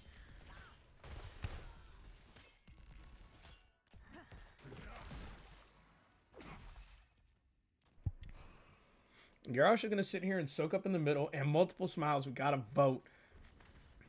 There we go. And splitting up into our laning series right now. Maiev not going to get any of the tethers out. As Aura cheering for both teams. Garrosh not going to get the throw either. Fat's still in the bottom lane getting that soak, as we do have plea build from Zeratul. Both these teams look like they're going to go for these camps now so that they can get that mid lane push when the objective spawns. And these are the only camps on the maps. Droplet's actually taking a very decent amount of damage there from Fats on that Zeratul. So we'll see how that matchup develops later in the game. No more drafts, Pog. Yeah, absolutely. I mean, I like spicy meme drafts more than anyone, but you can't have it every game. Swab's landing the hand is going to be basically securing the fact that he wins the top lane. As we see a little bit of return damage out here mid. The camp advantage will actually be for Multiple Smiles. As they cap their second, they should be able to clear this camp closer to their own towers. And ultimately have theirs pushed during the objectives. We're going to see the blind condemn and the flare coming out. And the throw onto Diesel, please be cautious, as Droplet's actually falling dummy low. The Fats, you needed one more auto attack, my guy. All right. Fury's going to be throwing the monkey. Yeah, and Governator, ooh, the big double flare onto there. Greymane can actually get a decent amount of damage out. The double tether from Casanova onto the wall. We're going to get the Groundbreaker combo out onto Battery. Condemn is actually going to pull Garrosh a little bit closer. Looking to get the throw onto Johanna. Maybe, yes, going to get the throw. No Groundbreaker combo out. Only sitting at 7 stacks. Diesel falling low. Going to turn on and get the blind with 4 people chasing him down. Diesel going to get stunned again and instantly going to get tethered back by Maiev. And the damage is going to come through the reset for Li Ming. Droplets dropping bodies. And Governator, yes. Best of 5. If they win this third game, that will be the series in favor of Looking for Work. Welcome to the esports scene as well. This is Division S for Heroes Lounge / NGS. This is our highest level of play for Heroes of the Storm right now. Thank you for joining us. Thanks for, hopping in here. As we do see this captured here, this first one is only 30 seconds. They increase by 10 seconds each time up to 50. For the cap time, as Diesel's going to come through, get the condemn. Fury going to be falling low. The damage from Zeratul coming out extremely high as Fat's falling low, getting these cleaves through Casanova, not able to get the damage out, not going to get the stall onto Diesel, who does take the camp back with 5 seconds left, but they're going to get the kill on the Dark Chimera. The boop coming out does get the kill onto Greymane. Excuse me, Fat's going to come down, get deleted by Droplets, dropping bodies. Let him hit the floor. Hal's going to get cleaned up here. Casanova low, swinging that hammer. Leo stays alive. Uriel didn't even make it here. And just like that, the first control, the first camp, the first generals, whatever they may be, are spawning for the Alliance. Boo! Alliance, boo! Just kidding. I'm a Horde player through and through, ladies and gentlemen. Liam here, getting chased down. As we're going to see the generals running out. And within this aura you see around the boss, it gives move speed and an increase in damage. So... Heroes with talents like Reverse Amp for Lucio, which we see here, aura damage, even Burning Rage or Arthas' E ability, it increases the damage they do. So talents like that are fantastic. Especially Johanna and Zeratul really would benefit from having their own. As we're going to see Diesel get thrown, and the stun is going to come out onto the pull onto Diesel as well. And this general's already gone completely through the fort. Diesel falling low, going to burn the tap along with Fats. And Chimera going to dodge the Singularity Spike there, able to get a little bit of damage, and ultimately it doesn't look like they're going to be able to get this fort. Fury in extremely deep. Li Ming not able to quite take advantage of Battery being alone here in the bottom lane, no rotation down. Liam also up top having a hard time with Swabs. And the fight rages on mid. I thought it would have been for Fury with that 33 armor. Singularity Spike is going to miss. Droplets and Battery just autoing the minions for funsies. Liam is out of mana, but so... is Swab. Swab's not as much so. Get the hand. That hand was not in range, but it still hit. Hitboxes Blizzard question mark. For the Horde. That's what's up. Shout him out. Let him know for this guy right here. Drek Thar. Daddy Thar. This guy's a monster. As we see the camp pick up here, yet again, getting that XP. Level 10s. They're up an entire level so far. Fury, by the way, has no fear. As level 10s are online, we have Containment Disc, Entomb, Wave of Force, Taunt, and Sound Barrier. Sound Barrier was a good call. Somebody called it. I think it was Galdrick. for the Zeratul. Congrats. You are today's winner. As right now, level 10's not online. And right now, you got to be careful. If you are multiple smiles, you don't have level 10 yet.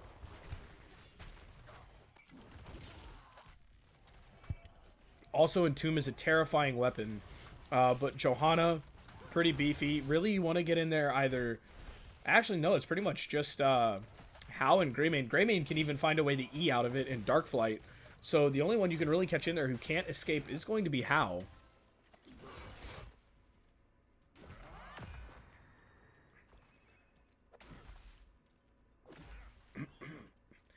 And no, I don't think it increases Lucio's healing. I just meant from Reverse Amp. Reverse Amp actually does damage, so it'll increase the damage that Reverse Amp does. I don't think it increases the healing, though.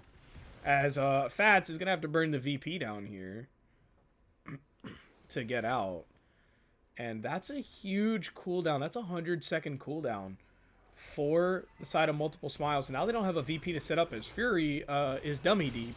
Go for the throat is the pickup along with Shadow Stalk. Falling Sword and Ardent Defender. Falling Sword, something you can throw on top of VP to get a huge stun chain going. And we have the 4-on-4 up here. Zeratul and Li Ming still bottom. Greymane and Tyrande are actually still working on the camp, as Fats is actually very low down here. A Calamity Reset could spell disaster. Going to miss the Singularity Spike and going to blink out. Tomb comes out onto Hao, gets the Shadow Stalk. The Maiev blink in. The Falling Sword is going to come through. Hao is somehow still alive, surviving all this damage. Going to throw Maiev in. Who's going to get hit by the go for the throw from the Greymane. And actually the turn kill from Battery getting another bite. The Wolf and the insane boot from Dark Chimera negates the damage from the falling of Yrel there. Swabs Magoo, the last one. Going to get the Groundbreaker quest done is Fury. Zeratul finally making his way up. Droplets blinking out to safety.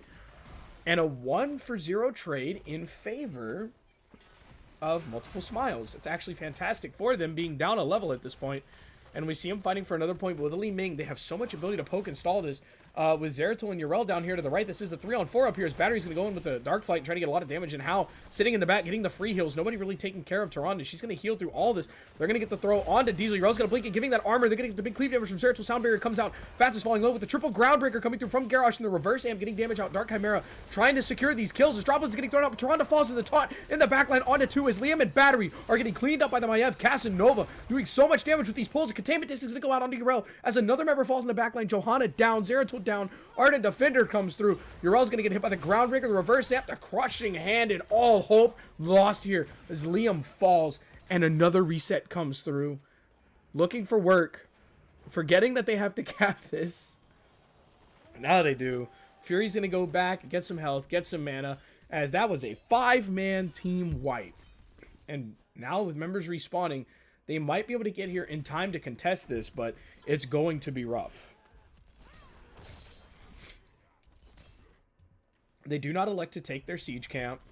But right now, Greymane stepping up. And as long as somebody is trying to cap this point, Falling Sword is also already out in the backline with no Void Prism combo. It's actually going to completely whip. They're going to get the throw onto Tyrande. And the big double taunt onto the support and the tank. Dark Chimera is going to blink through Battery. And Hao's falling low here, trying to get the damage out. They're going to get the stun. Droplets is going to get the reset here. That is reset number 1. Entomb is back up for Leoric as his containment disc. They could look to make a combo out here onto Liam. They're not going to have the CC, dropping the spray in the bush and dipping out. LFW gets the second objective of the game for the blue. And just like that, 14-12, 11 kills to 2. They're looking to kind of put their foot down now, and I want to see them take, 2 of these 3 forts, or even all 3, as Swab's going to eat a couple tower shots up here. As Battery is going to defend the top lane, mid is just getting absolutely bodied. And Battery gets hit by the Crushing Hope. And that Drain Life doing lots of damage. Swabs Magoo is going to go in, getting the Tomb onto Greymane. Going to get these autos, going to get the second Q swing, is going to get that hand and get the kill here in the top lane. And Containment Disc does go out onto Tyrande in the back. We're going to get the Falling Sword and the VP into the back onto 2. Not able to drop that. Going to get the 3-man taunt is Fury. Reverse Ant coming out doing a little bit of damage. We're going to get the throw on the stun onto Hao. And Hao falls. Fats eats a full combo from Li Ming. And just like that, 2 members are down in this defense and looking for work. Looking to put their foot down. Possibly looking to take a keep here. Getting the healing out from Lucio. The blinds from Johanna. Going to be a lot of damage prevented here. But I think this keep is gone. Keep number 1 in this game goes down at 10 minutes. And or 11 minutes. And it's level 16-13. Droplets is getting chased by Fats. And Fats eats a face full of damage and has to turn around here. We're going to see the throw stun. Doesn't quite go through as Johanna's going to get that punish quest done. It's a single kill, excuse me. I thought it was a double, but Fats got out.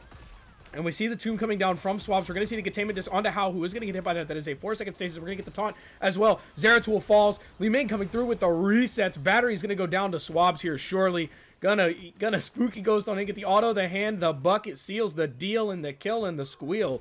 Greymane goes down. That's good night, Pupper. This boss has 2 stacks of armor on it from both of these keeps, so I'm curious to see if they can actually end this game. Yorel's going to be able to take a lot of healing up here as Falling Sword does come through. It looks like it's going to land on 2 members. It's only going to be Leo, who already had the unstoppable proc.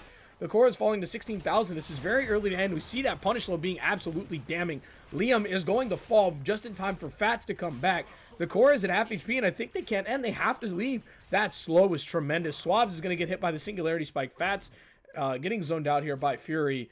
And yeah, it's hard to end on this map so early in the game with death timers so low. Oh, VP onto 3? Oh, baby. Oh, baby. Oh, baby. The stun's going to come out, landing onto 2. Maev's going to get the iframe, but immediately going to be the taunt. The Warlord's Challenge going to come out, going to land on his Zeratul. He's going to fall immediately as the go for the throat goes down, but he's going to get put in the containment disc by Maev. As sit down, said Diesel, as Droplets does get cleaned up here, but Battery looks like he's going to be falling on the end as they throw Casanova in a little bit aggressive, going to get the pull from Maev, and Battery is going to survive, actually. And these teams are bantering, and I honestly love it. Fantastic as we see the sportsmanship throughout. Swabs just kind of chilling in the Spooky Ghost form as this next objective has been spawned for a while, but not deciding to take it yet. They kept trying to end, is looking for work, and now they kind of have to just reset this. And all right, man, these guys are just, they're putting on one heck of a show, and they know it. Diesel and Fury probably BFFs IRL, and they're gonna get together after this, it seems. So if you guys are in Texas, maybe you should hit up Diesel and Fury. And you guys can all go hang out, have coffee, and talk about how much fun it is to get cheesed by Zagara, Medivh, Artanis, and Tyrael. The camp is going to be capped as we're going to take a look at these talents here. I haven't had them up in a while, and I apologize. We do have the builds coming out. Full Spooky Ghost. Fury's going to get the throw on to Johanna, who does have that Roar quest completed. And Casanova going to get the pull, and auto Battery's going to get hit by the Leos and the Slows. The Entomb's going to come out. Shadowstalk not going to be enough as Fats is getting the big damage into the backline with the full cleave build. Falling Sword is out. It's only going to land on a Dark Chimera as far as the stun goes. They're going to get the Void Prism into the back onto 3. As Leo is also hit in it.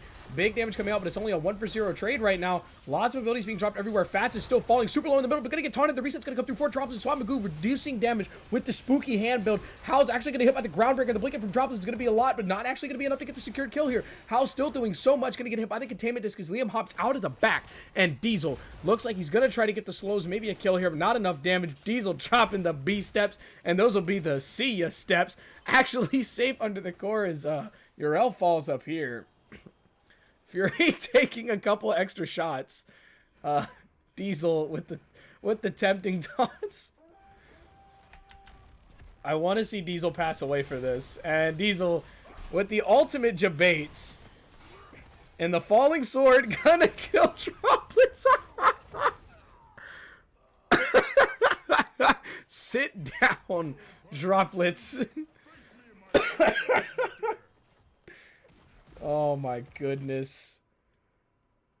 Diesel putting on a show. Fury apparently debated droplets. Fats coming in with the spike. This is basically quick match at this point, ladies and gentlemen. As we see Swabs down here just taking forts, and Lane's kind of pushing all over as 25 kills to 4 in this clown fiesta. Swabs is going to YOLO on out of here. Meanwhile, Fury's going to cap the objective. Uncontested, mind you. Reverse amp for Lucio is going to come through, get a little bit of damage and slowing out as the heals are coming through. Not quite enough as we don't see Rejuvenesca. We see up the frequency. And the containment disc onto Maev is actually fantastic there. Got it mid-jump. Fats gets control alt deleted like a bad program that won't respond. Fury getting stunned on the backline as Swabs Magoo is dummy deep. Going to get the protected from the level 20. Shroud of the Dead King getting the kill onto Tyrande. Battery's going to fall. I don't even know if that's actually the talent. It is Shroud of the Dead King. Tyrande falls. Greymane falls. Casanova gets thrown to safety as the cap does not go through. Oh, baby, my voice is cracking because I need water. I'm sick, and this match is just full of chaos. As Liam running from Swabs. Swabs chasing. Lol's coming out. Liam is going to jump over this wall and get greeted by an angry Droplets. As Garrosh is chasing Johanna down here. Diesel B stepping his way to the boss. What is happening? What is this? What's going on? Tomb comes out. Liam just jumps over it. Is behind the wall. It's Johanna. Diesel just running. Falling sword. Liam's still running. Johanna's trying to get it back. Fury knows. Fury knows. He got him. Fury got the throw. Diesel, the 1v1 god, drops the spray. The B-steps come through. Fury can't catch up. And oh, baby. Fury can't kill Johanna, just running away. Dropping so much speed. What is happening? Gonna eat the tower shots. Diesel goes down. B-steps off the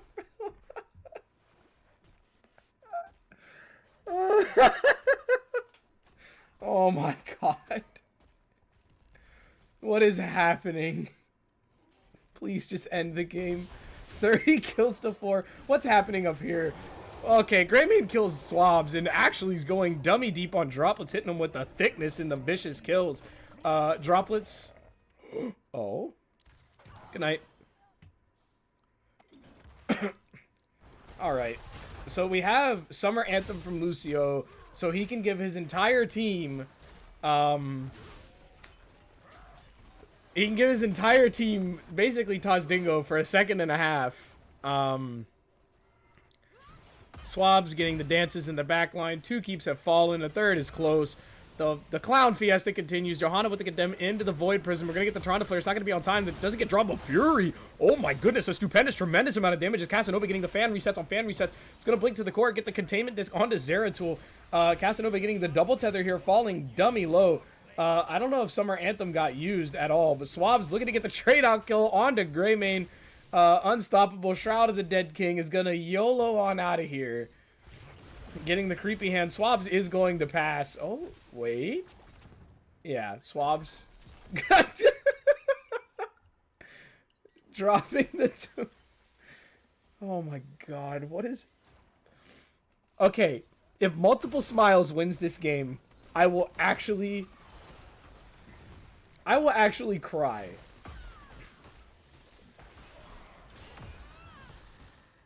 I will actually cry if Multiple Smiles wins this game. Droplets. Oh my god. That was a lot of damage from Droplets. Fats is going to blink over the wall, miss the Singularity Spike. They can't fight for this boss. Big side damage coming out. And this is going to be a boss picked up for Multiple Smiles. These bosses aren't the strongest. They're not the smartest, but they are the bravest. Look at this big chunky boy. Facing off against the towers, smashing them down in the face of certain danger as an army of elves and humans and dwarves gun him down. This is the sequel to the Warcraft movie we all wanted to see, ladies and gentlemen. The little mountain giant who could. Now, resuming our regular scheduled program, Diesel is back up here in the front line just doing Johanna things as Zeratul is now level 20. Falling Sword, the upgrade is in. And the damage coming through onto Fury. We're going to get the Sound Barrier coming through as Dark Chimera hasn't used the Summer Anthem yet. We're going to get the Containment Disc onto Johanna as the Blind actually kept Casanova from getting the Tether. And as we're going to get the big taunt from Garrosh, going to get the 3-man stun into this Groundbreaker, excuse me, after the Warlord's challenge. Droplets falling extremely low. The Void Prism is going to be into the back onto Maiev. And, wow. That's Casanova. Good night, sir. And Swab's in the back line just being a menace here. I can't condone what's happening. This looks like quick match to me. The bottom forward is still alive after... Ooh, Diesel. Oh, no. Dark Chimera, please. Not like this. Falling Sword comes through. As Tyrande falls in the backline, Droplets getting it done. Fats is going to dodge the tomb here. Is going to go down to the Gleaming Reset as Battery and Liam are trying to get the kill. Droplets blinking in. Going to get the auto attack on the Battery. Not going to be enough. Does get the next auto attack and the Reset the Dominance. Going to get thrown to safety as Johanna falls in the backline to Leoric. And now Yrel going to take the Unstoppable talent at level 20. Trying to get out of here is Liam. And if you see him, you got to greet him. Liam eating a tower shot. Didn't want to be him. Dropping the B-step. Down goes the Space Goat. Storm, Pike, Filth, in my keep. Slay them all. Yeah. This surely is game. I don't foresee any way, shape, or form that they don't end it right here. GG's being thrown out. Don't end. Yeah, don't do it. Oh my goodness. Tomb coming out. The core falling below 2,000. 1,000. The dance is coming out from Swabs and friends. Ladies and gentlemen, GG. Game number 4, excuse me, in the books. A victory for looking for work. Finally. Up 3-0. Or 3-1 in the series. Jeez. I'm so flustered by what has happened. They were okay, so this should be the blue. This should be the red. This should be the blue. Alright. I had to flip all the colors because the teams swapped locations. There we go. Alright. We have it updated. We'll look at the scoreboard for everybody here. But what a series. I don't know what to think or say about literally anything that happened in the last 2 games. But yeah, it was fantastic. These teams put on one heck of a show. They obviously did a little bit of fan service for us. You know, and that's all we can really ask for. You know, at this point, we know with Division S being what we have left as far as professional play goes, these guys really enjoy it. I've talked to a couple of them personally. Hosty especially really says that Division S is great for these players. And with that being said, you know, I want to give a huge shout out to everybody tonight who came out and supported the NGS community, all the bits, the gifted subs, the follows for the channel. I didn't see quite everything, so if I missed you, I apologize. I am still getting over illness, so hopefully the cast was up to par. Hopefully everybody enjoyed it. These games were absolutely tremendous. I enjoyed everything about it. Congratulations to both the teams that won, the Lost Boys and Looking for Work. They put on a great job. I will try to upload the Division S standings somewhere to make sure that they're up to date. I know a couple people were asking about it. Want to give a huge shout out to Division S and mostly to also Fury. GG's, thanks for putting on one hell of a show. But yeah, I want to give a huge shout out to HLO and Division S for letting me cast these games, and the Division S casters for allowing me to come up here. I know I'm kind of new in the casting scene, so it's a huge experience for me to be able to do this and cast, you know, some of these games for people that I've been watching play for years.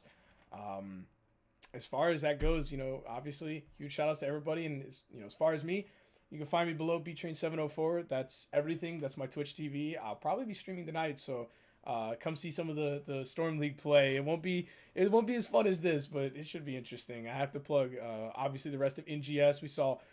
We got the host from Gravesville, Murda, Born to Shine, Murda, or I think I already said Murda. I think I said him twice. We saw Ghost Dunk in here. Everybody popped through. It was a fantastic show. Huge shout outs. And as far as that's going to be the end of our series tonight. As always, we had some POG matches, okay? We really did. They were fantastic, and I thoroughly enjoyed it. And hopefully you guys did as well. In the meantime, that'll be it for me. That'll be us for this double header in Division S. Huge shout outs to both the teams yet again. Thank you, everybody, for coming out, and we will see you in the Nexus.